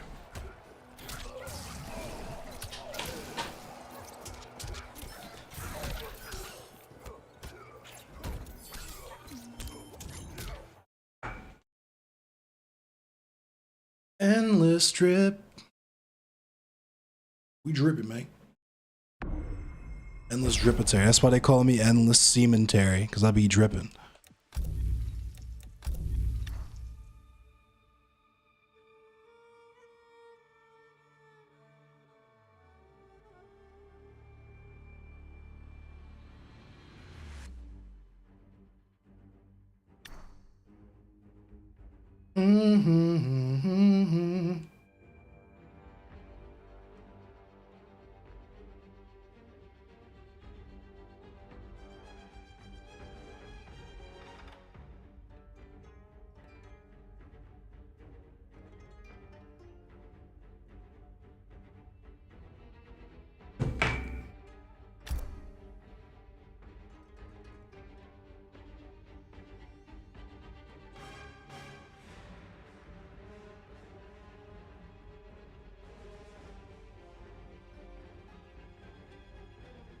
Make sure my mic is off too before I talk some shit and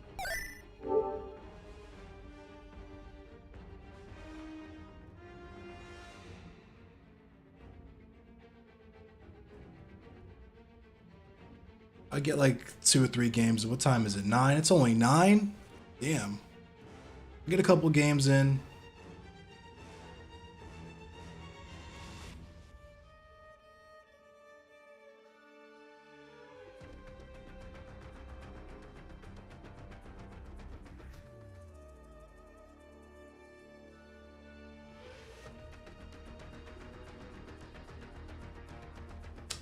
I forgot. What was I just about to fucking say? God damn. It was fucking silly. Dog. The Zaza is magical. It's got some extra magic on There we go. Al Bummy. Blummy. He's Blummy.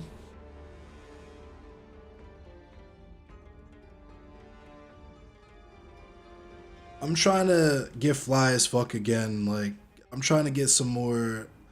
Like, I feel like my long sleeve game is pretty fire too. My T game is obviously crispy, but like,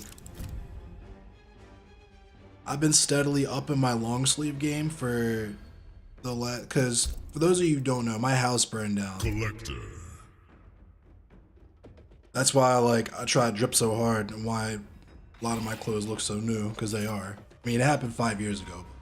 I've still been buying new clothes ever since, Jax. rebuilding my wardrobe. The Joker. The Hourglass.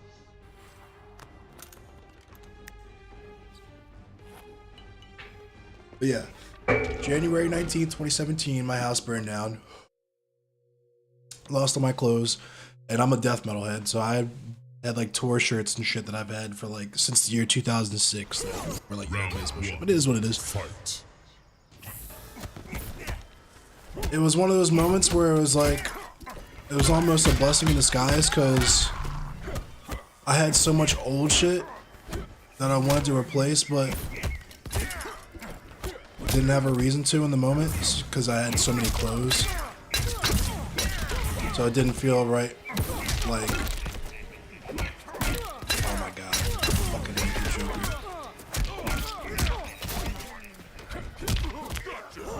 Put your ass in the corner. Bullshit. My buttons are sticky, so that sucks. Binkus. Shout out the Bink Princess.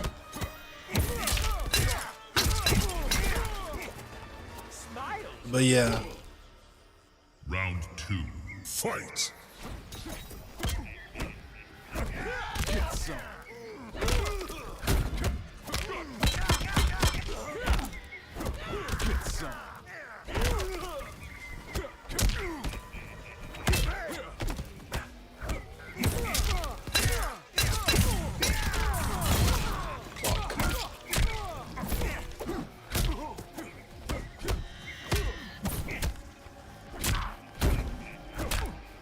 What? Oh, I knew I should have EX that shit.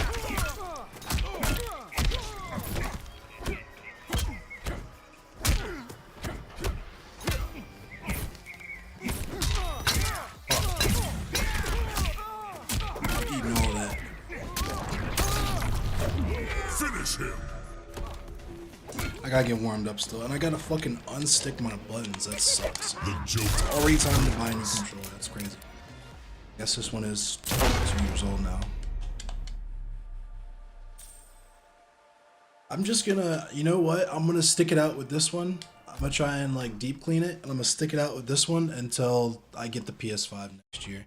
I'm waiting a year to get a PS5. I'm waiting for the PS5 Pro or the Slim or whatever updated one they inevitably come out with when it comes out.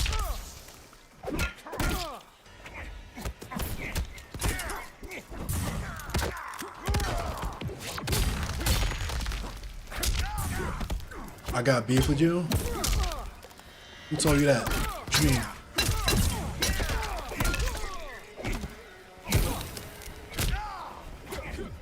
Oh, bullshit.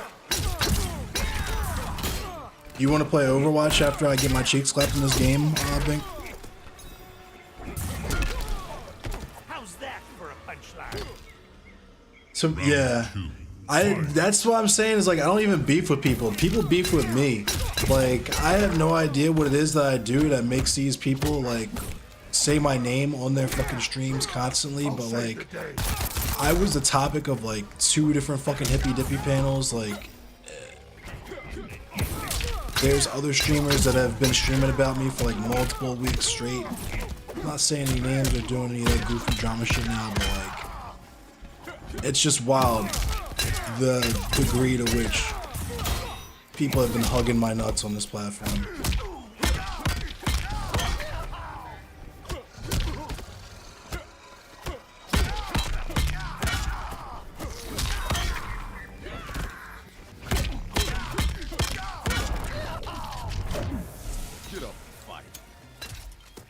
You decided you have beef with me? Okay. It wouldn't. It's. Alright. Final What's your round. beef with me? Fight. That sucks.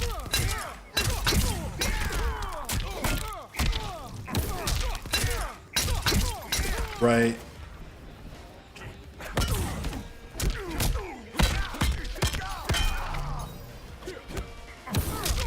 I'm just trying to imagine calling myself a From Software fan and thinking that any Souls-like is even remotely comparable to any type of Armored Core.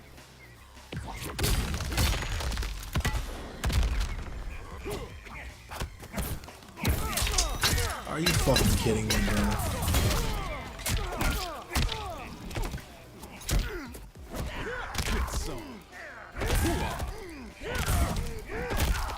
Are you serious?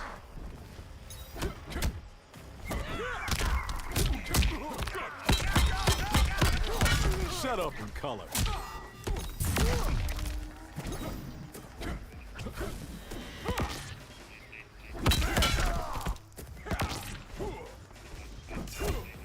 Fuck! I thought I had meter. That sucks. I could have won right there. That sucks. I could've won.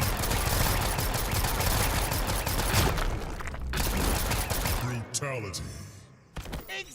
Sure, you know I'm just being a hater, Big Richard Lizard, man. That's the greatest part about being a hater, is that it doesn't make any fucking sense. That's honestly my favorite part. That's, if you ask me, it's the best part of being a hater. The fact that it doesn't make any fucking sense. I haven't played too much of Terraria or New Vegas, but I respect those fan bases. I know they have very deep fan bases.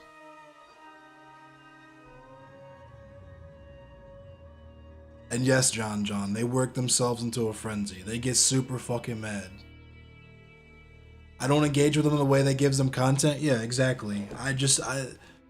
I've been trying to get that across to people since I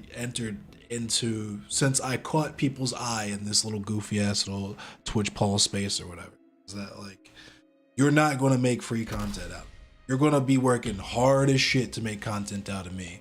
You're going to be making chicken salad out of chicken shit if you're trying to make content off of me, and Cabal. People still find it worth the effort, I guess.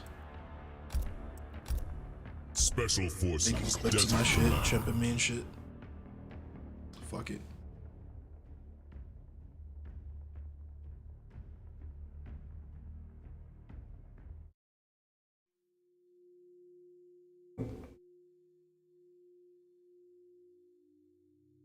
It's absolutely huggy beared up on my nuts, bro. It's wild, bro.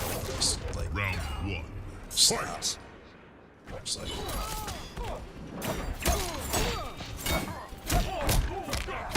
get a hobby.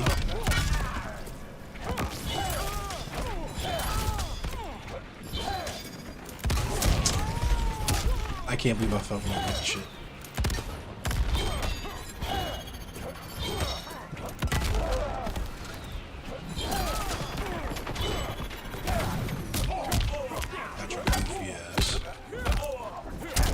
Oh my fucking god.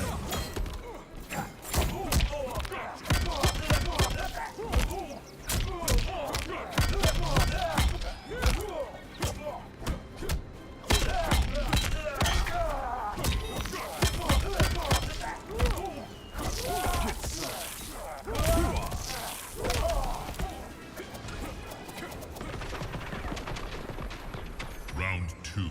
Fight. I'm trying to get some Bayou Boys action.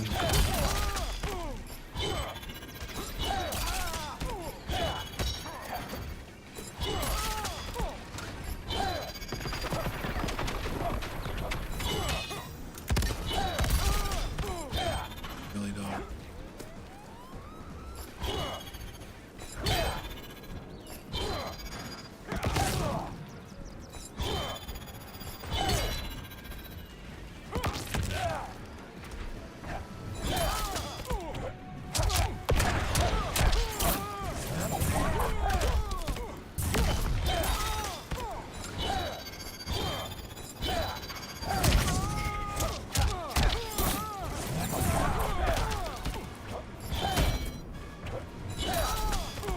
By far the goofiest way to play.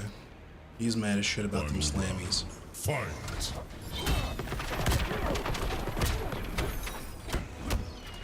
Get grab.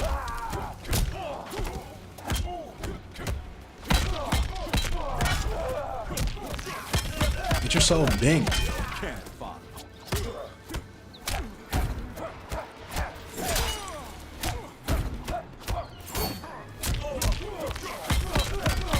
Look at she's Banks.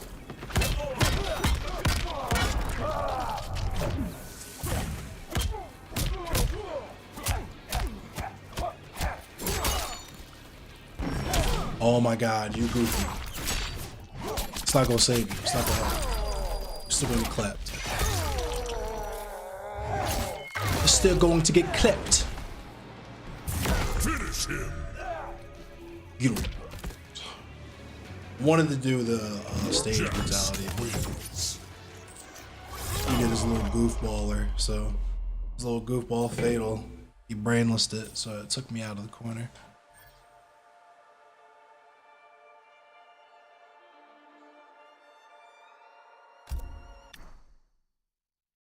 Stand up, sit down. I turned him into a Radiohead fan right there, didn't I? Fight.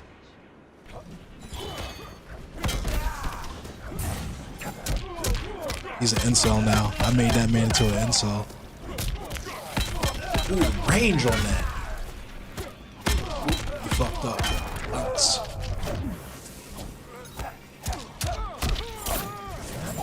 Too slow. Nope. Get your little legs yanked. I'm smoking you. Get bumped. You ready for this? Round 2. Fight. Yeah, you wanna throw now you wanna throw shit, huh? Yeah, you don't like when I throw shit, do you? No. You don't like that, huh?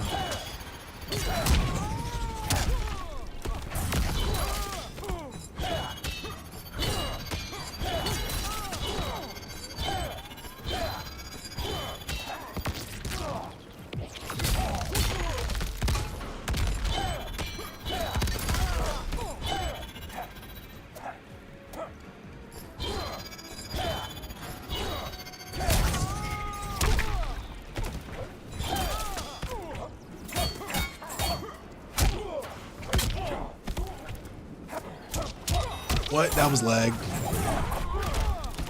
That was lag. That's how you can tell he's mad when he starts throwing shit. That shit's funny. Fight.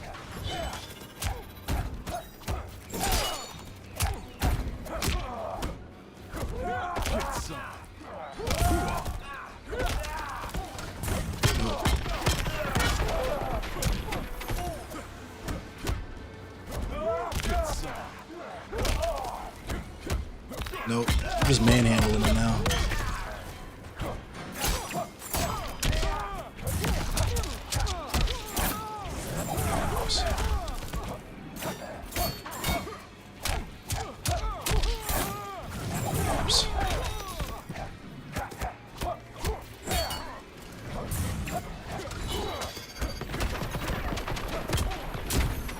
That was lagging ass lagging. Nope.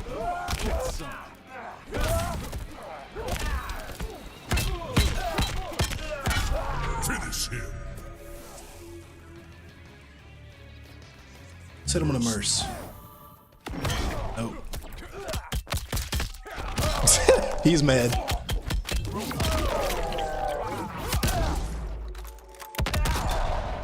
Finish him.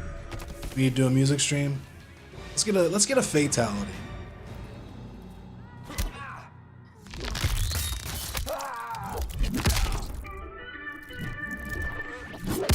For the big bonk. Fatality. Jax wins. Phoenix wrecked got Phoenix wrecked. He tried his best. He started throwing shit and everything.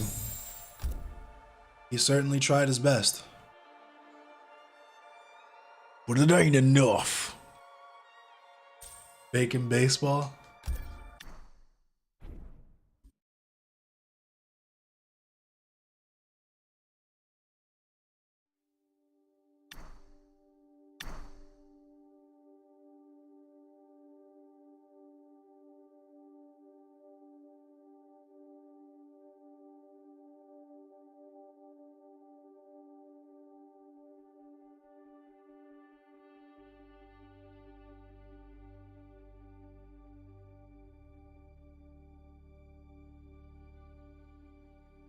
Damn, Kyler Moore towards ACL.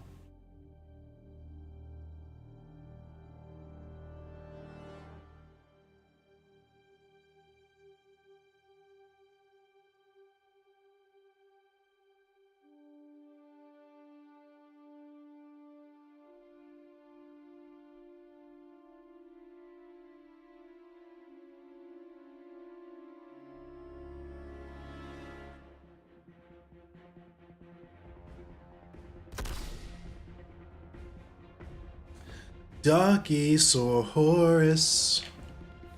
About to get Claptosaurus, more like.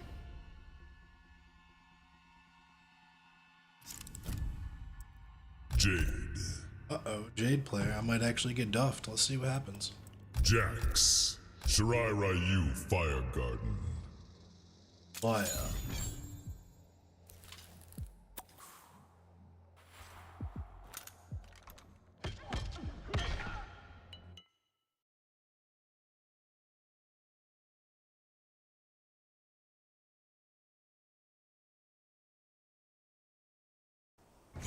Round 1.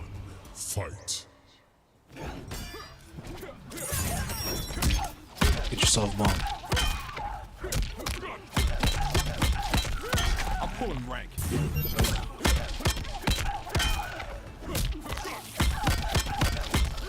I'm smoking you. Oh my god. I should've blocked, though.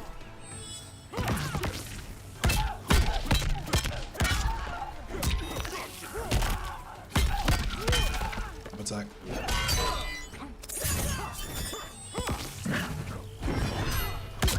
Get banged.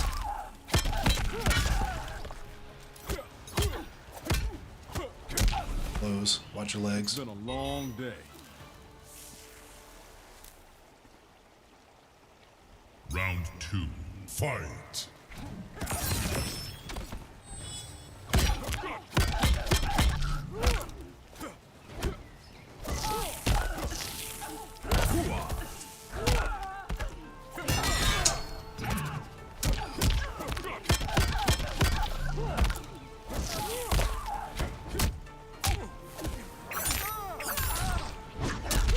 Pitiful effort.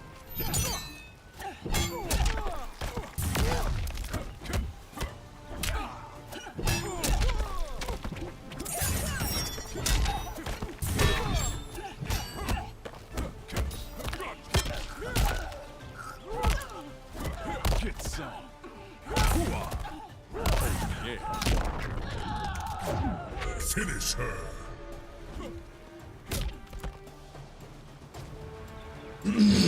Some ground ribs. Y'all said you wanted some ribs? Some riot ribs?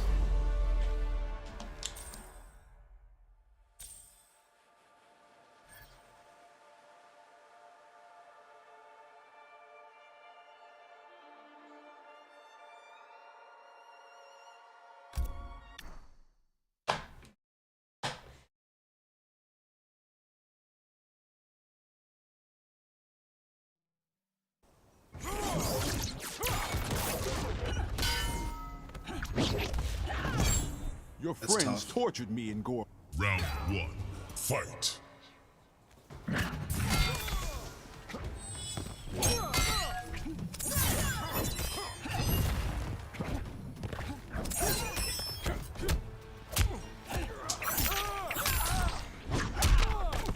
Did I get downloaded? Oh shit.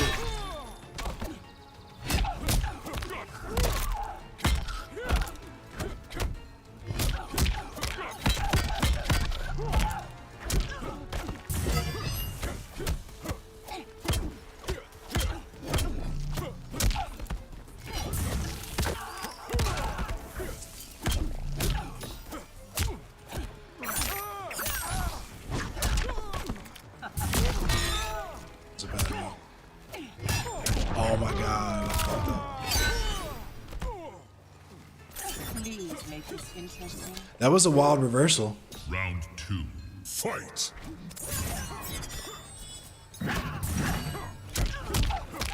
Saw that coming.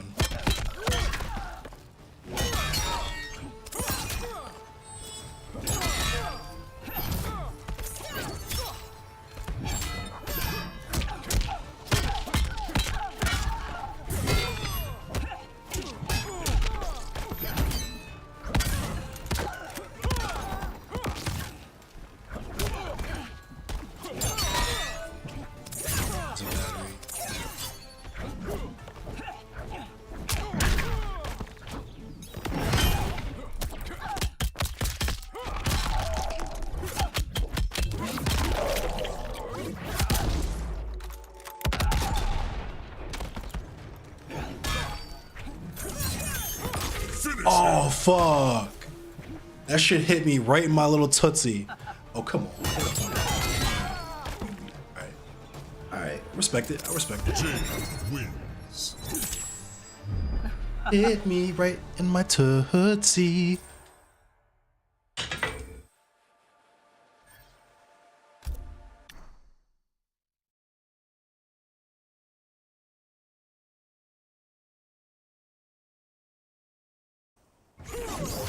Round 1. Fight!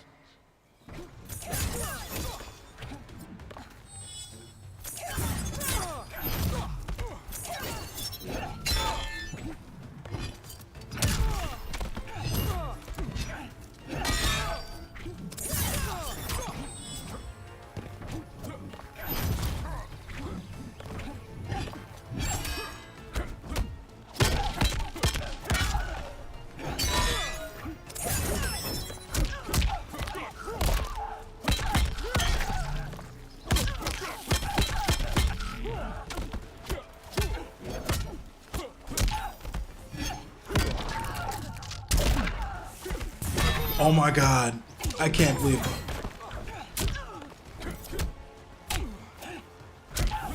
I can't believe I did that. Holy shit.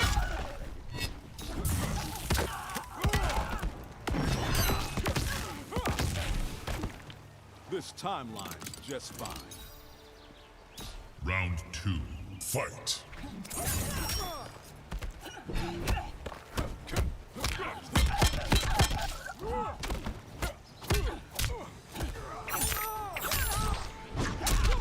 Show some fight.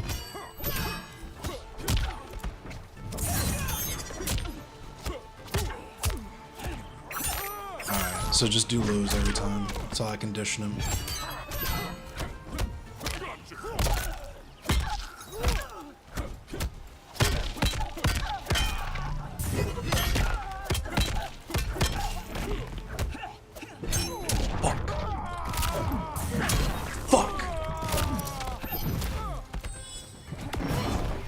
Oh my god! Final round. Yeah, Guilty Gear is fucking amazing. What's up, Hilda Rose?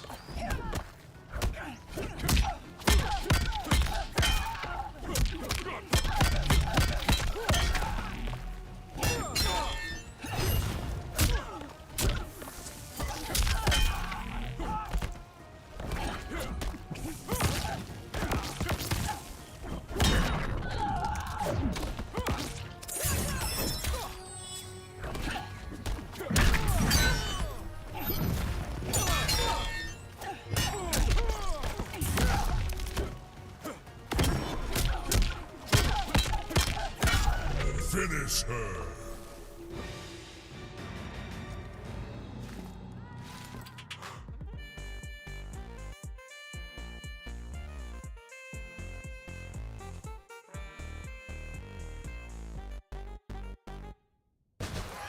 Friendship. Jax wins.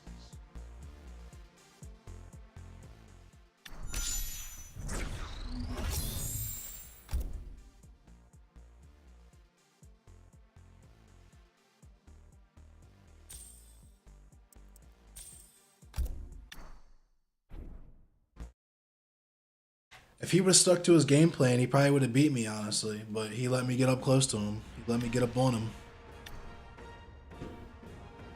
Alright, where's Bink at? Y'all ready for some fucking Overwatch? It's a goofy ass game.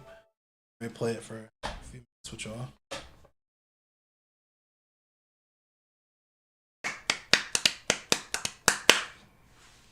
Play this goofy ass game.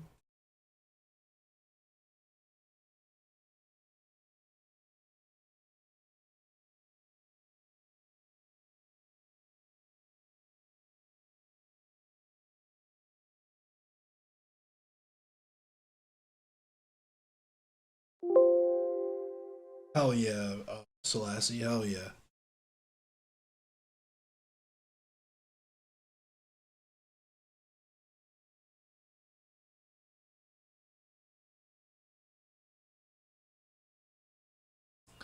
Should I join Marty's VC?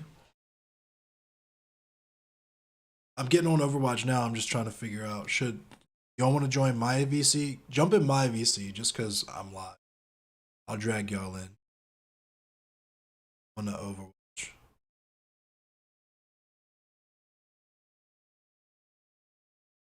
I'm on a goofy watch.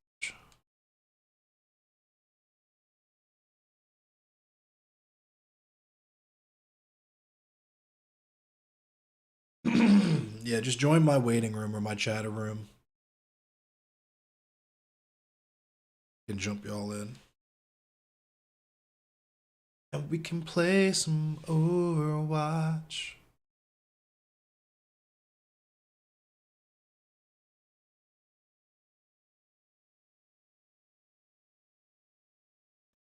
It's big. Yee, brother. Yee, yee, brother. Yee, yee. Yee, motherfucking yee, nigga.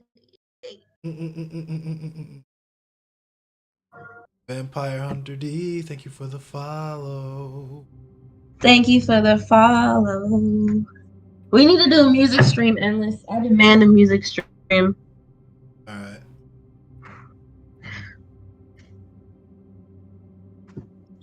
We can do a music stream.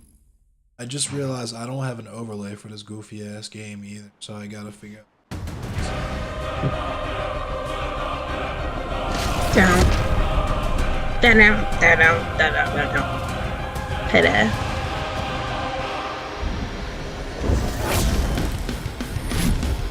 Oh, Magic and Melody is in waiting. No, we got the full squad. Hold on. Me, you. It's 5 of us, right? There's 4 of us in here right now. Is Pyro joining up? Yeah. Alright, bet. That's a full squad. So there I was, 4,000 feet deep into the coal mine, I'm gonna add you though, so we can play. and your ass was nowhere to be found.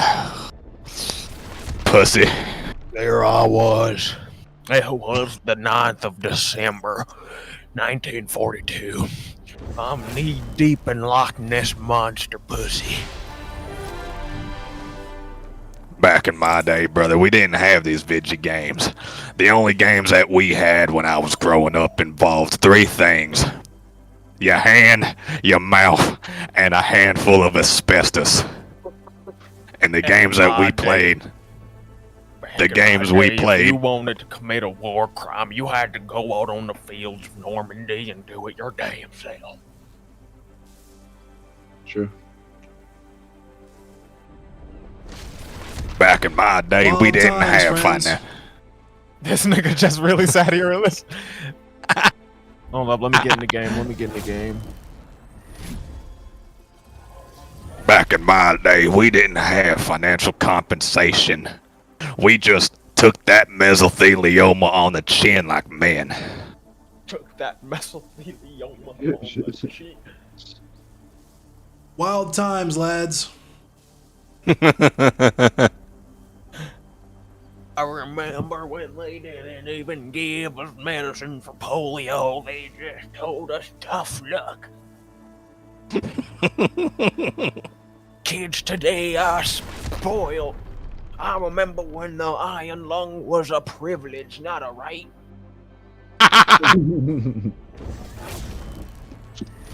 Damn pussies of this generation don't That ain't a Sun and Red, Big Richie. Chill out, yo. These goddamn millennials The don't. Wolves of Vinland Icon. Weak. It's a Ninetales. It's Ninetales. Blitler Arc Oh, bro, 2 you missed it last confirmed. night. The Blurred Reich. You think The it's Blurred. a Black The Sun? Blurred Reich.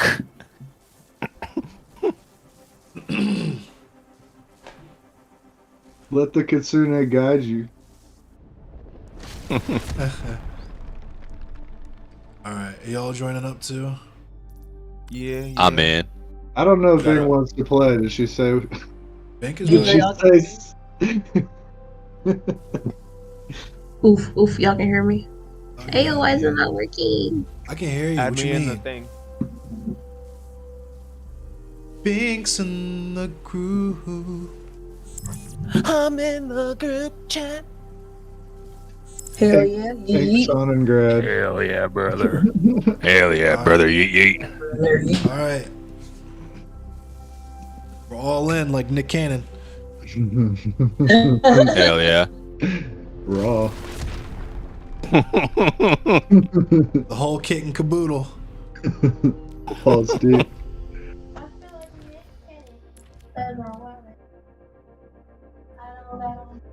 Oh shit, let me pick DPS if we're doing What's this. up, Hold up. me? Nah, hold up. Nah, who else? Somebody else. Nah, Bank. Handle that. Yeah, you handle that. Support black women.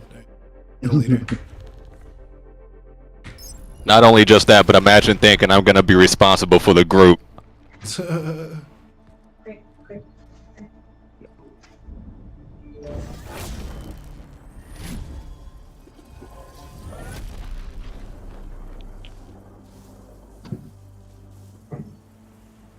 What's up? Y'all niggas say something? What up, Globus? Globus. Can y'all can hear me? Yeah, we can hear you. Yeah. Hey. Can you hear us? I can hear you. Up this. You can hear us?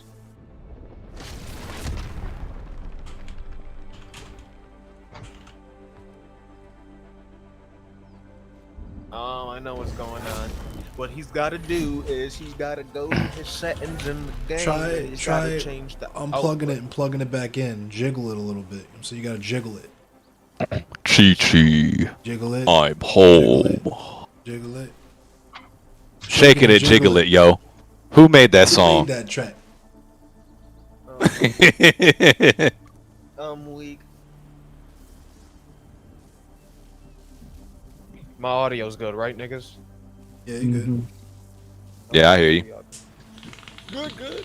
All right, who's in control of this shit? I want to put things on now. Bruh, you missed it last night. I found my nigga. I found him. That shit was funny as fuck. What happened? This dude What's earlier transpired? earlier today, cause like I was playing Reinhardt, cause like he's just OP. Some And salt. this nigga was just on my meat the entire game, bro. The entire Hey, game, David, like, oh, what's your Reinhardt. fucking phone number?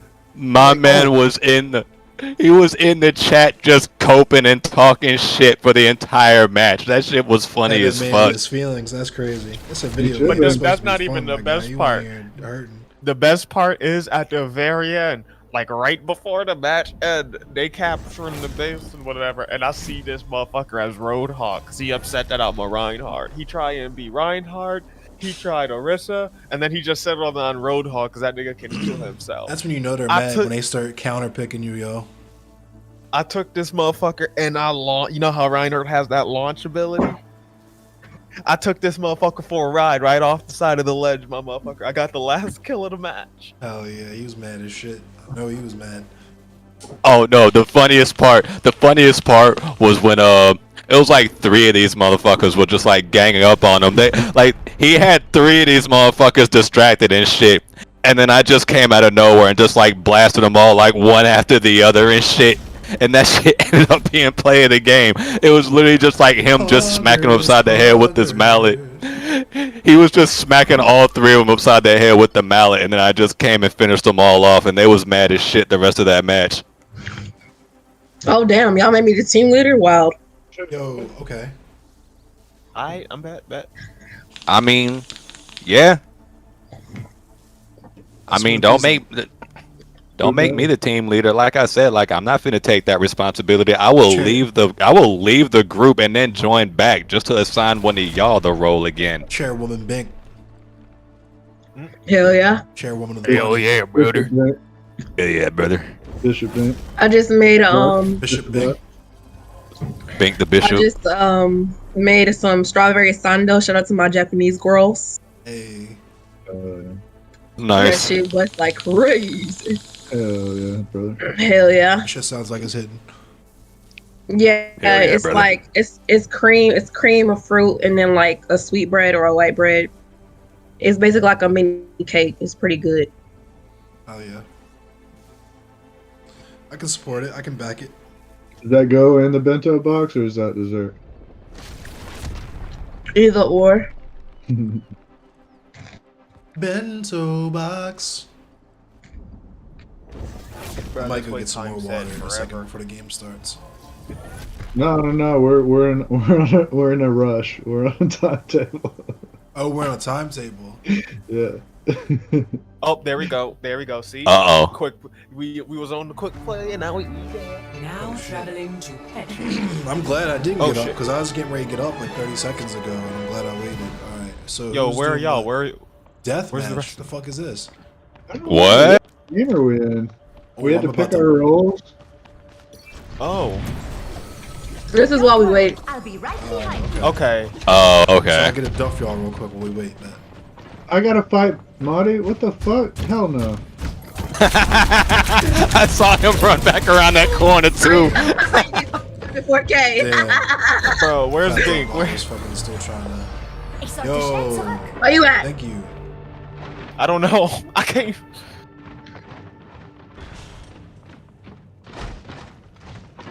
For the follow. The police are awesome. I don't know who Dante is, but I just pushed that nigga off the ledge, yo. Yo, who hacked me? How you trying to get clapped? Oh, leave me alone. I don't mean anyone harm. You thought that shit was cute? You thought that shit was cute? Come here, come here. Healer. Not y'all trying to double see me. That's trying to double see me. That's toxic.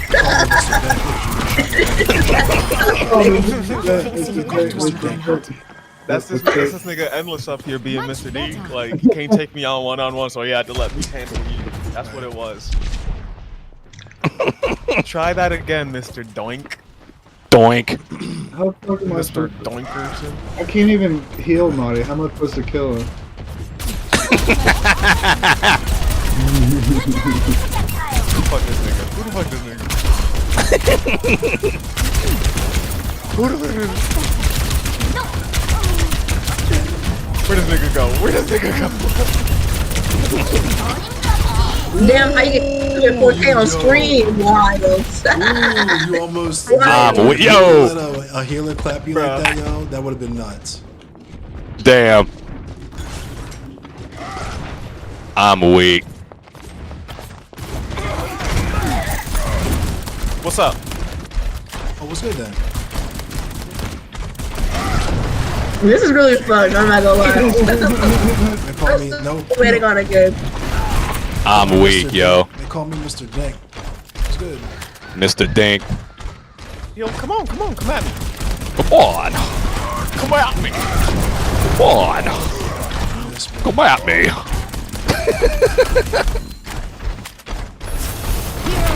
Casual black on black violence. Oh shit, I'm being. Oh, what the fuck is this? Hold on. I'm supposed to be a one-on-one. Bro. Oh, you did all that. That was a lot. I'm weak. I'm weak, bro. I'm weak. Fucking deep. Yo, I like how this game is still haven't started yet, bro. Oh, who I getting hit by? Hold on. Oh, this Diva want 1v1. You a pussy for Yo, that. why did the police are awesome get timed out? Just for the song? That's a hilarious name. I respected it. Endless Macabre confirmed. Topless cemetery. Badgeless cemetery. That's true. Whoa! Damn. Ross Kublika. You wrong as hell for that, Pyro. I sat here and watched that shit. I just watched that whole shit transpire, yo. You wrong as hell for that.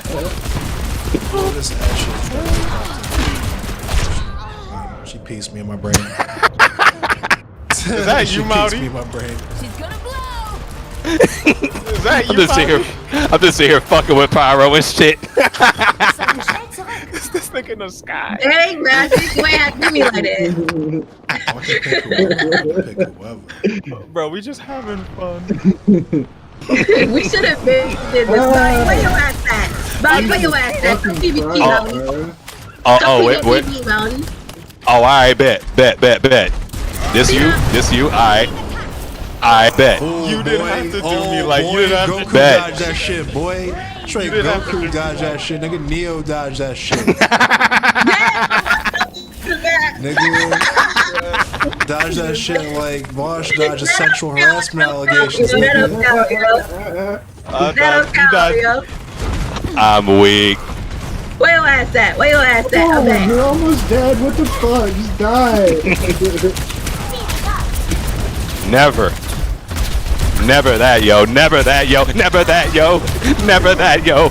Bro, I got pinned. Bro, who is that? Yo, you fuck. You know who that is. Fair? Oh, bet. What's good, nigga? What's really good? I was playing with y'all, and now I'm not playing with y'all no more. What you gonna I'm weak. What you gonna do? Real ass, nigga. Let's get him, guys. Let's get him. I'm weak. Gotta remind y'all. He actually got someone with that shit. I'm weak. Damn.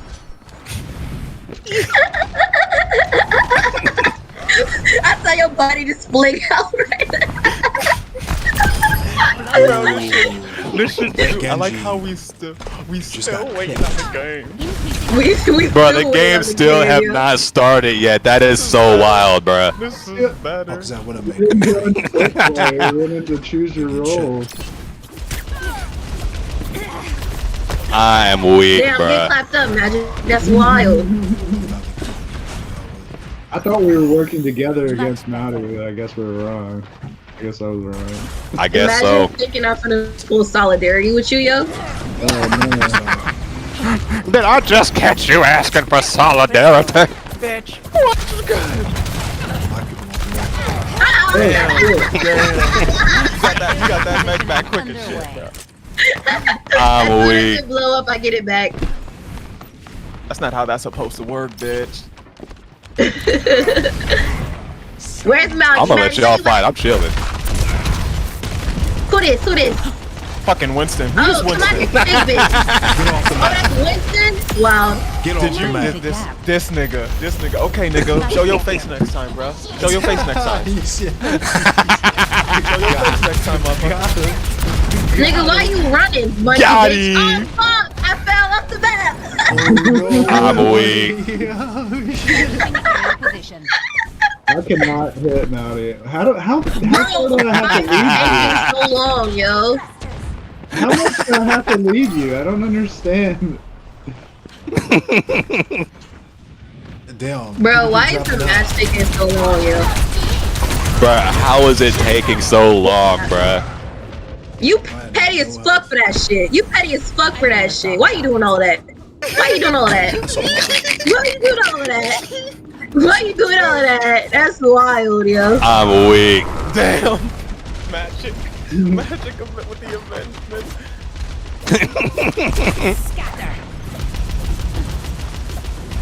Maddie, you petty as fuck. Come here, Maddie. Thinking that shit cute. I'm weak. Why you acting? Did you just kill yourself, yo? Bro, why are you hitting me, yo? Bro, you're really gonna go after me, yo? Got him. Really, Magic? Really, Magic? We was doing a 1v1. We was doing a 1v1. Fuck him up, Endless. Fuck him up. We was doing a 1v1, and we was doing a 1v1, and then Magic was just like, yo, hold up, wait a minute. It's called backbiting. Nah, I don't like that. I don't like you doing all that shooting at me and shit. Just chill out with the gun. Bro, who shooting? Who doing this shooting, bro? Magic, really? I had to handle that. We was doing a 1v1, and you fucked it up, Magic. You fucked it up. You fucked it up. I thought y'all knew that my character was a cop. I thought y'all knew that shit. What up, Fat? Okay. Oh! Come here, Mouty. Why is this Come here, shit taking Mouty. so long for us to get to a damn... Bro, I don't even know. Right. 10 minutes. Hold on. We gotta see the battlefield first. Hold on. We gotta see the battlefield. There's too much extra people. We trying to 1v1. Y'all doing a lot. Who is Bro. this motherfucker? Yo. You had to do all of that, yo. That's a lot. You ain't had to do all of that, yo. I had to. Bro, I'm trying to I'm weak. 1v1 Mouty, yo. You doing a lot. Bro, these niggas just in the sky. Not me with no shit. Endless is smart. Endless is keeping his distance and trying to push me off the cliff, and I'm just running around catching y'all niggas out. What you mean? I'm just doing me. Yeah, it's called the smart thing. Stay the fuck away.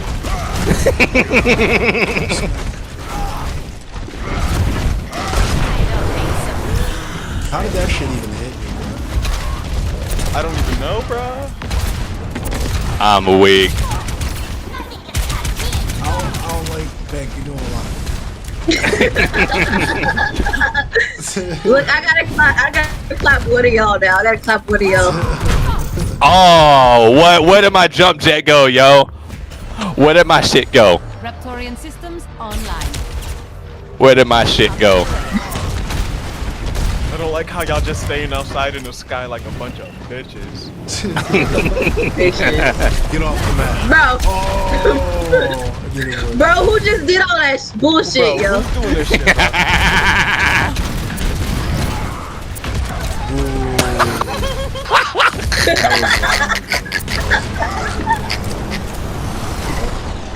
Damn, I just got bodied, yo. I'm weak. What is? I'm gonna let y'all beat the fuck out of each other. I'm chilling. I'm chilling. Okay, you say that, bro. You say that. You can talk shit again. I'm chilling. Come on. I have a hammer. Blew myself up. Damn. Goofy. Blew myself right up. I fat fingered the fuck off the Q button. We gotta go into the quick match because this isn't working. 13 minutes? It's been a hot minute, yo. Yeah, this is not regular. Because we picked our Ooh. Ooh. Ooh. Oh, I'm goofy as shit. I wasn't paying attention to what I was calling that. Who's this goofy nigga picking Echo, yo? Damn, Mouty! Damn, Mouty, what's going on, Mouty? How you get popped up like that, Bro, who stunned me, yo? You wild. You wild for that. You wild for that. Yo! You wild as fuck I had my for that, jump yo. jet. I had my jet. That's some bullshit, yo.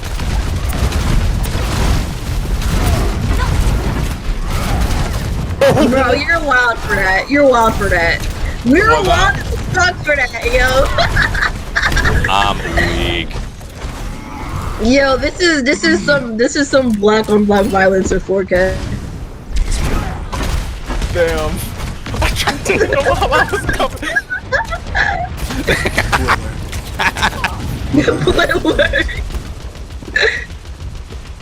Who's that?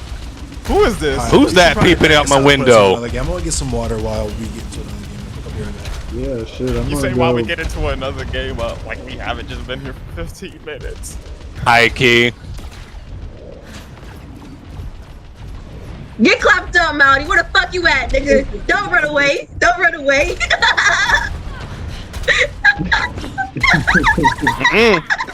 Really? Fucking Tracer? Bruh. I can be Tracer just clapped me too. Bruh. This nigga in the air, oh. The skies await. Just come down here Imagine. and let me hit you, Imagine thinking I'm gonna let that shit hit me. bitch. At least help me. Bro, you're annoying, yo. Chill out. Chill out. You're doing a lot. You're doing a lot. You're doing a lot. Need to know what you're talking about, Bink. I am just here handing all the gifts to all good children of the Mother Russia. What is I'm weak. confusion? If you are good, Body you just get felt gifts. so bad, yo. I mean, I was just out here chilling. I didn't tell you to come all the way out here. You did that of your own volition.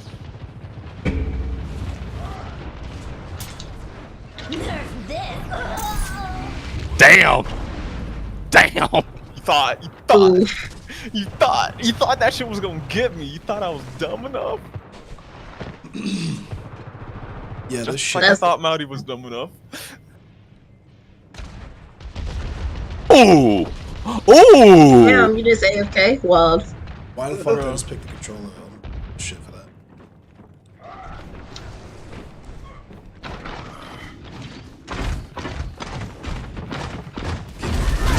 You should back us out. Put us into a new lobby so we can actually get some. Hi, Key. Yeah. Hi, Key. Okay, but I also Yo. want to about it. Bruh. I got you. No, oh, a correction. Orissa's bitch ass got me. You thought? Orissa's bitch ass got me. Eat a lot of. She ate like 2 rockets Bro. straight to the fucking dome. Bro, I don't know who this Junker Queen is. Junker bitch. You're petty as fuck for that. Okay, let me check this out. She fucking put ketchup and mustard on them rockets. That shit was crazy. I didn't think she would. Aerial eat them positioning like that. underway. On the move. That ass. Hey. That shit was fun though. The That shit C's was fun. don't. Yeah, we got a full squad. My fault. You good, you good. Oh, you're talking to Fade Runner. Sorry, Fade. You Sounds like she's saying the M-word. Excuse me.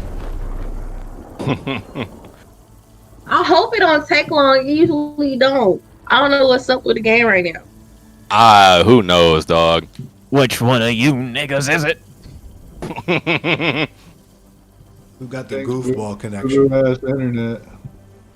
Bobo ass connection. That boo boo ass y'all internet. think it's me? Y'all think it's me? Hell nah. No. I don't think so. I'm not trying to make allegations. Just saying somebody's. It was fine. It was fine for us earlier. All I'm saying, it was fine while we were playing it. Damn. Now she's Okay, saying bad luck. What? Damn. What? It was earlier when we was playing it last night, bro. Wasn't it that shit working perfectly? I love how Endless can have hiccups in his stream and nobody fucking leaves. Because that's awesome. Hell yeah, brother. Hell yeah, bro. Endless, you're a group leader now. Group Hell yeah, leader brother. Endless. Yo, who is this bootleg Thor girl? What's going on? Talking about Brigitte. Yeah. Her character design kind of ugly. It We're do. talking about that Junker Queen skin, the new Zeus skin.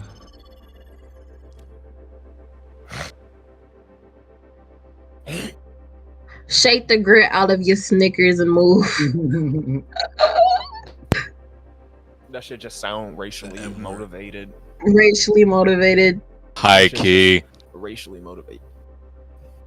Peen. She also says Pin. Drongo, which I learned in one context and no other. Did somebody just donate under the name Warpath Tree? You petty as hell for that. Damn. PP man. Faye said you PP man. I'm the PP man. I'm the PP man. Yo, what the fuck is up with this loading? Yeah, what is Right. up with the game, yo? Did everybody just decide to hop on a game today? Pick McCree and PP, man, people. I don't know. I've never played as McCree, or what's his name, Cassidy now? Oh yeah, yeah. P. Ah.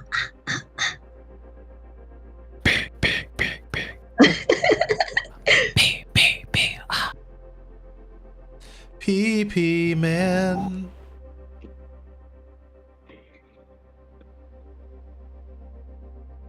What you gonna do when he come for you? What you gonna do when Bro, what's PP going on man with be the all game, yo? The only time we're like, hey, yo, let's hop on the game on stream. It's being cringe. Them niggas are like, what you thought, nigga? We was like, we finna play Overwatch on stream with Endless, and then Blizzard was just like, Hell you no, ain't. boy. We ain't playing shit. They say you ain't about to play a motherfucking thing. These motherfuckers say you ain't playing a bitch ass thing. He dresses very PP like. His swag is very similar to the PP man swag. If we're keeping in the band. Who's?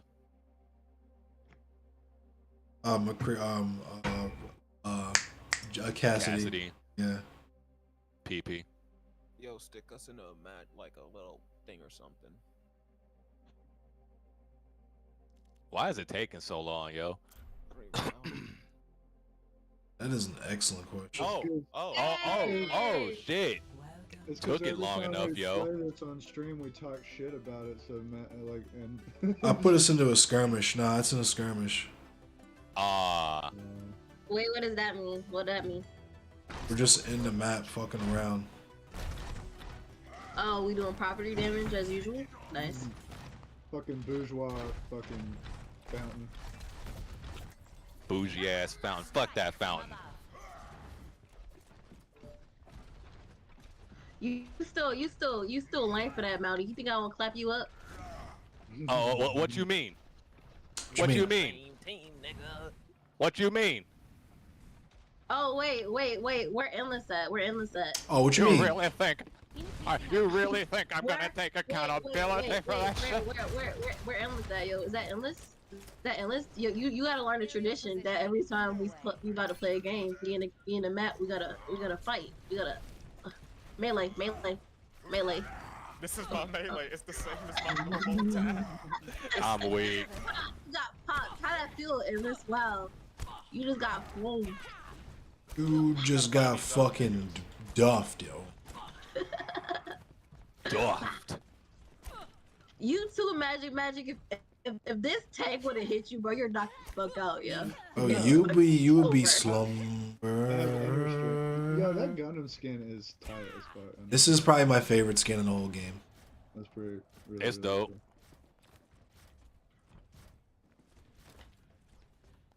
Very happy I unlocked the skin and I have it across all platforms. Oh wait, do your eyes? McP, was that? Your eyes. I have- I have that. directly from the front. I have that skin on my other account, but like I use that account to play with real life friends though. Fucking normies. Yeah. IRL normies. Pushing P. We're pushing P. Ooh. I'm pushing P.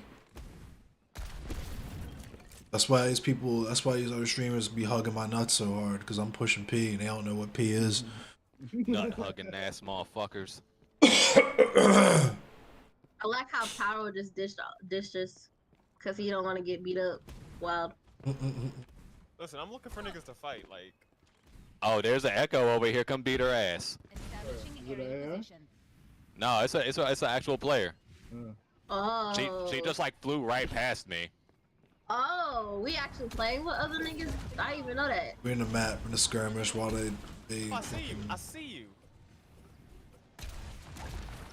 oh, never mind, they dipped. You got a fucking Widowmaker up here, bro. Where? They just left the game. That sucks. Bro, how is it taking so long to find us a match? Yeah. No, I'm Like, telling you, bro. every time we play this on stream, we're like, this fucking game sucks. I mean, high key. They said, I don't want any publicity for this bad game. 30 minutes we've been looking for a game. Christ. Property damage, let's go. Property damage, let's go. What just happened? I'll back this out. Okay. Alright. I was worried. I'm picking DPS, yo. Oh, Wait, never why do we mind. have to select roles? Shadow band. On quick play. I went to unranked quick play roll queue just so we can, because maybe it'll put us into a game fucking faster. So everybody select your role. Bink. Pyro. Tank, bro. I'm a tank. You gotta actually lock it in. Oh, bro, I just. Whoops. Push and pee. A push and pee. What up, Austin? There we go. Hell yeah. Yeet. Brother. Hey, brother. Back in my day, brother, we used to play with wooden toys, brother. We used to carve them bitches ourselves. Back in my day, brother, we used to eat tree bark. We used to eat dirt and roots and call it soup.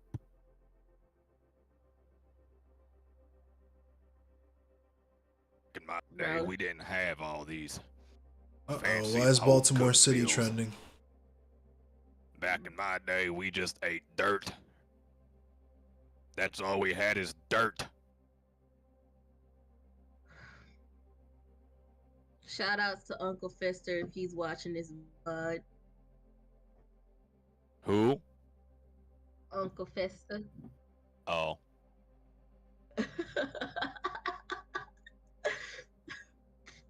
Back in my day, brother, Bastion be able to heal. Back in my Oh, here's some ACAB news. Former Baltimore City Assistant Attorney. Former Baltimore City Assistant State's Attorney Adam Lane Chaudhry, age 43, of Baltimore, Maryland, pleaded guilty today. This is from 3 days ago. To 2 counts of fraud in connection with obtaining confidential phone records. Chaudhry admitted that he committed the crime knowing that information may be used in furtherance of and with the intent to commit stalking. According to the plea agreement from June 2009 to June 18, 2021, Chaudhry worked as an assistant state's attorney in the Baltimore City State's office. From September 2015 until he left the BSAO. Pick Mercy. Chaudhry worked in the BSAO's homicide division. Chaudhry maintained a romantic relationship with victim number 1 from May 2005 through January 2018, and with victim number 2 from August 2017 through September 2020. Victims number 3, 4, and 5 were longtime friends of victim number 1. At no point were any of the victims a witness or target of any criminal investigation or prosecution by the Damn, BSAO. Rowdy, why you get cut so easy, yo? I love how you just acting like I didn't just blow both the legs out of your tank just now. Damn, he was like tapping all these people's phones to try and stalk these women he was seeing, I guess, or something. Oh no, that was his job application to the NSA. He was just trying to get good at it. Oh, okay, yeah. Damn. Maddie, stop hurting yourself with your gun, jeez. Damn. I mean, builds character, yo. Your character. Scar tissue is stronger. I did pick Mercy instead of McP because you see the comp, yo. You already know what the fuck. Me play Mercy. Oh shit. See, they got a Lucio. Let me try to take that motherfucker out. That's what y'all trying to do? That's what y'all trying to do? Oh, Lucio. I see Lucio. Let me try to take that motherfucker out.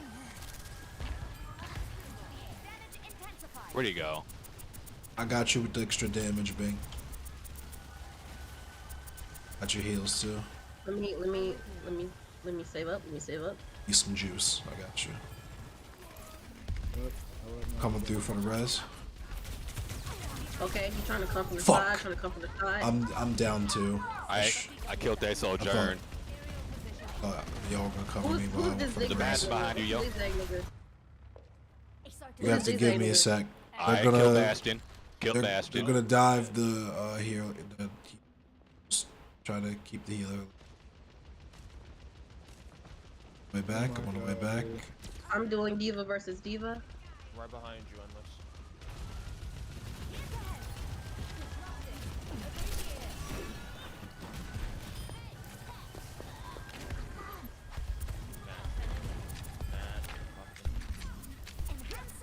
Ooh, Pick I'm that almost shit. There dead. you I'm go. almost dead, yo. I got you. I got you. I got you. Hell yeah. All right, let's do some pharmacy shit. Hell yeah.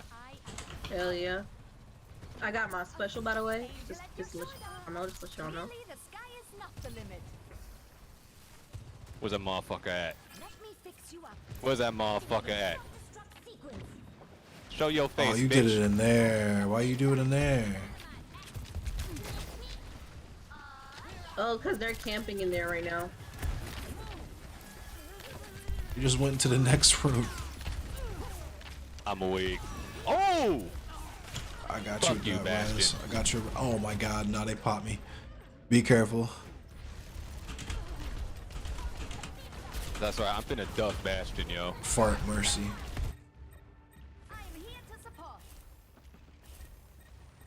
A mercy bounce. Word. Ooh, Oh, that was fuck Q of the no. game. That was definitely Q of the game right there. Yeah. We'll try it. I'm big. I'm on the way. I can only do so much. Damn. Okay. Yeah, I wasted my fuck. ult. That was Q of the game because I had just popped my ult. So yeah. Coming back. I'm coming back. Well, they're focus firing me right now. There's nothing left. Someone was healing that diva the whole time. Bruh, you a punk for that. You are quite bitch made for that.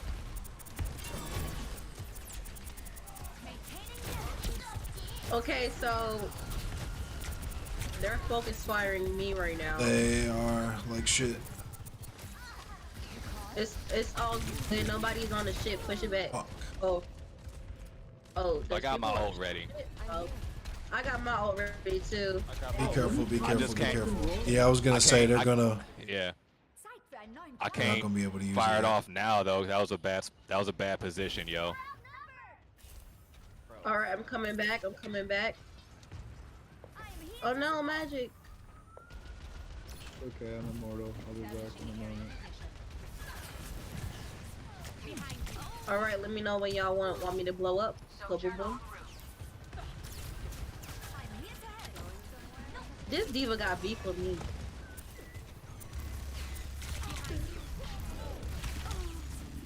That Bastion is Fucking fucking Bastion. me up. Yeah, Hold on, I'm going after him.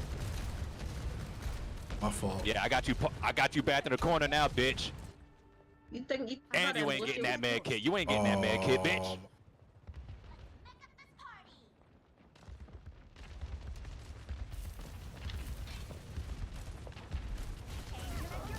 Damn, I just got clapped. Oh fuck. She back. She back though. Up in the Mac. Damn, you just got crushed in 14. Hey, damn.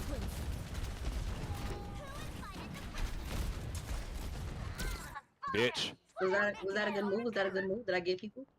You got your mech. You got Diva out her mech and then I duffed her ass. All right, push that that shit back. What The fuck more that shit? the more you learn the maps, the better you'll get it. Like the spatial awareness of where to put them joints to make it so that they're as hard to get away from as possible.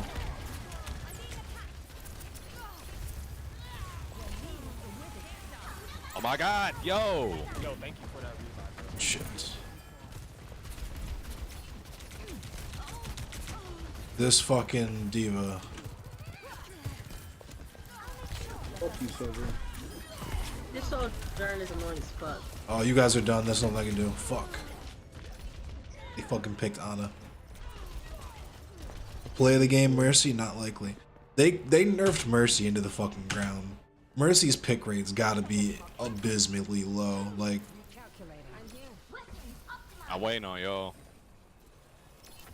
Alright, alright. Mercy used to be a meta pick. Like, when Mercy could fucking... There's some like absolutely fucking wild reses I used to get, like resing the whole team. Like I would just swoop in from out of nowhere and res the whole fucking team. That Bastion's stalking me. This zigzag nigga's annoying as fuck. Okay, run away, run away, run away, run away, run away. Where you at, Bastion? Oh my god, someone healed him. Fuck right off, yo. Ooh, that's... You're doing it right Fuck next to up the outta here, fucking Bastion. jump every time. Who, me? Well, not every time, but that time you were like right next to it. So there was like a whole side of the explosion. That couldn't hit. Oh shit.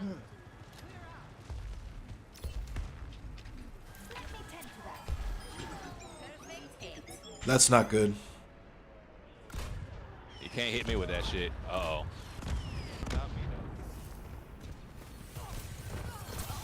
I brought it right back. Oh my goodness. Let's go. Oh, get some of this fucking justice. Bastion. Get some of this justice. Come on, Diva, get out your fucking neck, nigga. Come on. What's going on? Oh my god, I'm on the way. You're so hard to heal. Who, me? No, Maddie. Fucking flying everywhere. I have to, yo. I know, I know. They wiped us. It was the whole team. Bro, fuck this. Making a full recovery.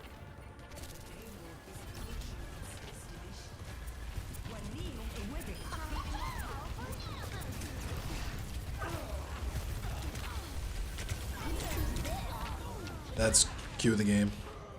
Yep. Oh. It rezzed you right on that shit.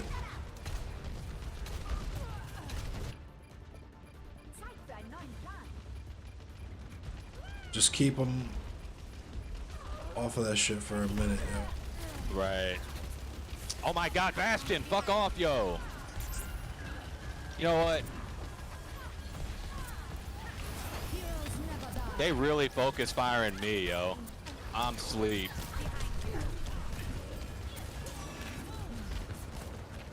This Zoom nigga gotta go. So they doing High key. Alright, I got my ult ready. double teaming Diva, double teaming Diva. Her. Fuck up out of here, Diva. Yo, if we win this, yo. This Ana right here, this Ana right here, this Ana right here. Okay. Fuck up out of here. Who else is on here? Who else is on here? Shit. The Zoom nigga? I got mine too, yo. I got mine too. Zoom nigga, get zoom nigga. Oh my god, yo, I need to heal, I need to heal. Holy fuck, holy fuck. Okay. Move away, move away. Bruh, that is such horseshit. Get on it, get on it, get on it, yo, get on it. I'm on it, I'm on it, I'm on it. Not good, not good, not good. I gotta get off, I gotta get off, I gotta get off. Okay, I'm on my way back. I'm Nah, on my that's way it, back. that's it, that's Oh it, no, that's it. fuck. Damn, God damn that was it, so yo. close. That Bastion ult was it. Shit. Damn, that was so close. I should have Damn. blew my neck up, low key, cause y'all died. Oh, please don't let it be me. Someone said, Maddie, you're crazy. Oh, you crazy. Bernard loves you. It's You got a me. fan.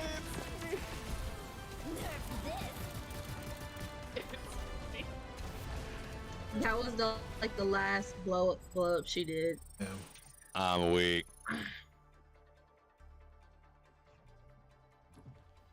Somebody noticed me.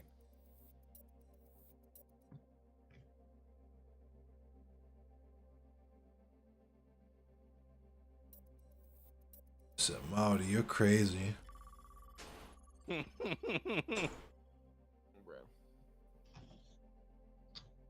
Fuck roll Q. See if the other game mode is gonna do it now. Right. Bum beat bum beat bum. Beat up. Hell yeah, brother.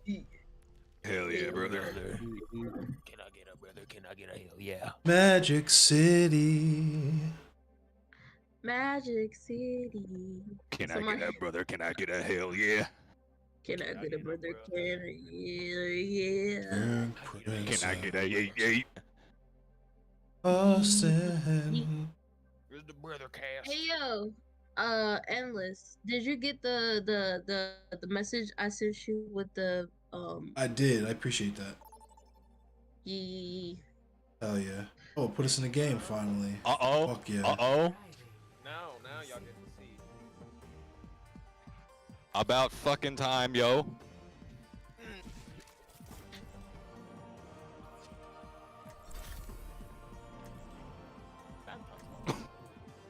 And I'ma still just pick Mercy. I hope all y'all took y'all meds if y'all got meds and drank y'all water as y'all should. Hell yeah, hell I yeah. didn't realize what time it was. I should probably go to bed soon. Brother. Eat. We need better diva quotes. I don't keep saying that until they change the fucking game because it's pretty fucking cringe.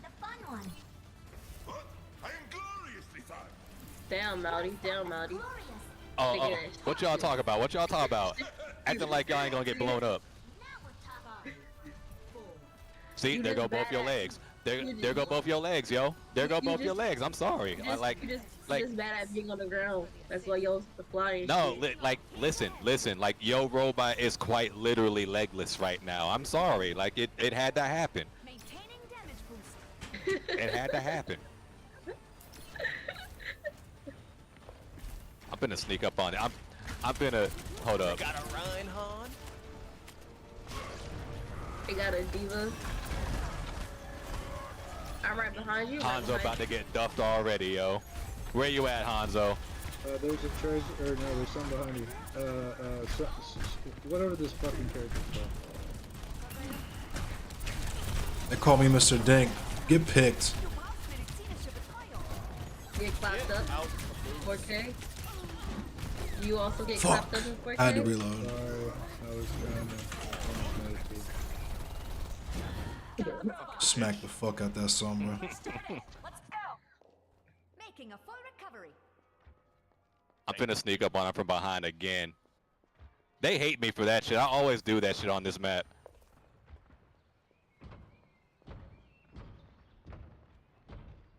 Leading the way, as usual. Fuck up out of here, Sombra. That hacking shit ain't gonna work, bitch. 5 killer kill streak, nigga. 5 killer kill streak. Nigga thought he had me. That Sombra thought they had me. I'm pushing that shit. I'm gonna hack you. I'm gonna hack you. Hack these nuts. Get him. Get him, Pyro. Ooh. I'm on my way back. Buff smacks. Double 10. Yo, can we please get that tracer?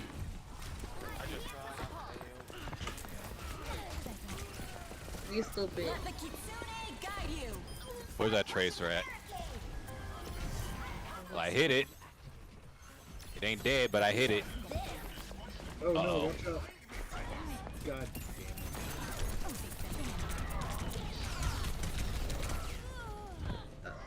Give a you a pussy for that bullshit. Come here. What? What? Yo, what's hitting me? Fucking Hanzo, of course. Got that? I need a health What's up, kit. Fade? We're full right now. This is probably gonna be my last game too. I saw that you guys were full. What y'all doing in here? You just How got you- What how y'all you- doing in here? Wait, I have a question. I have a question. Something that philosophers have pondered since the dawn of time. How the fuck you get clapped up by Diva out her back? How that makes By sense? being ass. How By does being that make ass. sense? Same way you get clapped up by Mercy. Look, I got the pistol Pete out. Look, Mr. Ding. Mr. Ding. Call me Mr. Ding. Ass.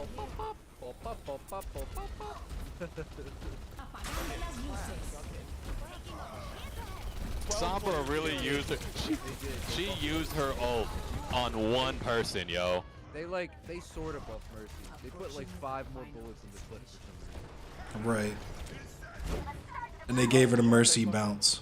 Dude, you're too far out here. Oh, no, don't fall. We gotta back the fuck up. Holy shit. Just won, so- Nah, we won, yeah. The Mercy bounce was the buff, I feel like. That was brutal. No, they put like 5 more bullets in the clip. They put 5 more bullets in. That's it? Yeah. During Yo! Ooh, let's go. Uh-oh. Big boy Pyro. Oh! That's what everybody wanted. That's what all the Mercy mains wanted. All the Mercy mains were like, yo, I wish the gun had 5 more bullets. Raid that If it tracer. had 5 more out. bullets in the clip, Mercy would be fucking OP. Is what I'm talking about. Alright, we're going right into the paradigm shift. Hell yeah. I bet. Hell yeah, brother. You should stay around because like we be laying niggas out when we got the full squad. They were- High key. No.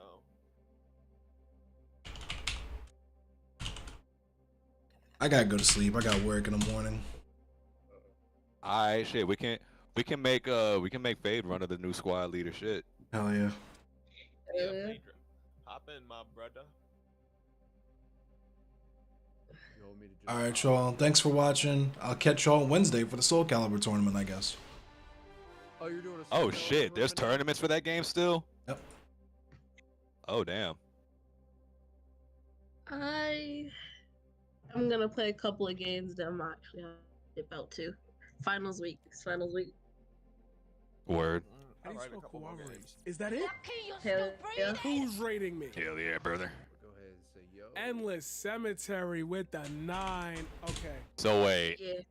We just did a Make whole me How bunch can of we party have shit for yo? the How last can we wave have that 6 came people through? on the So, squad, but I it need only y'all to lets you me do a favor real quick. 5v5 in game? I need you. Make me squad leader. I want to be squad leader. Wait, sorry. Whoa. We did get a follow. I did Thank be you for the squad follow. leader. Okay, Hell yeah, hold brother. on. I need Another one. 3 minutes of your brother. time. Can you give me Hell 3 yeah. minutes?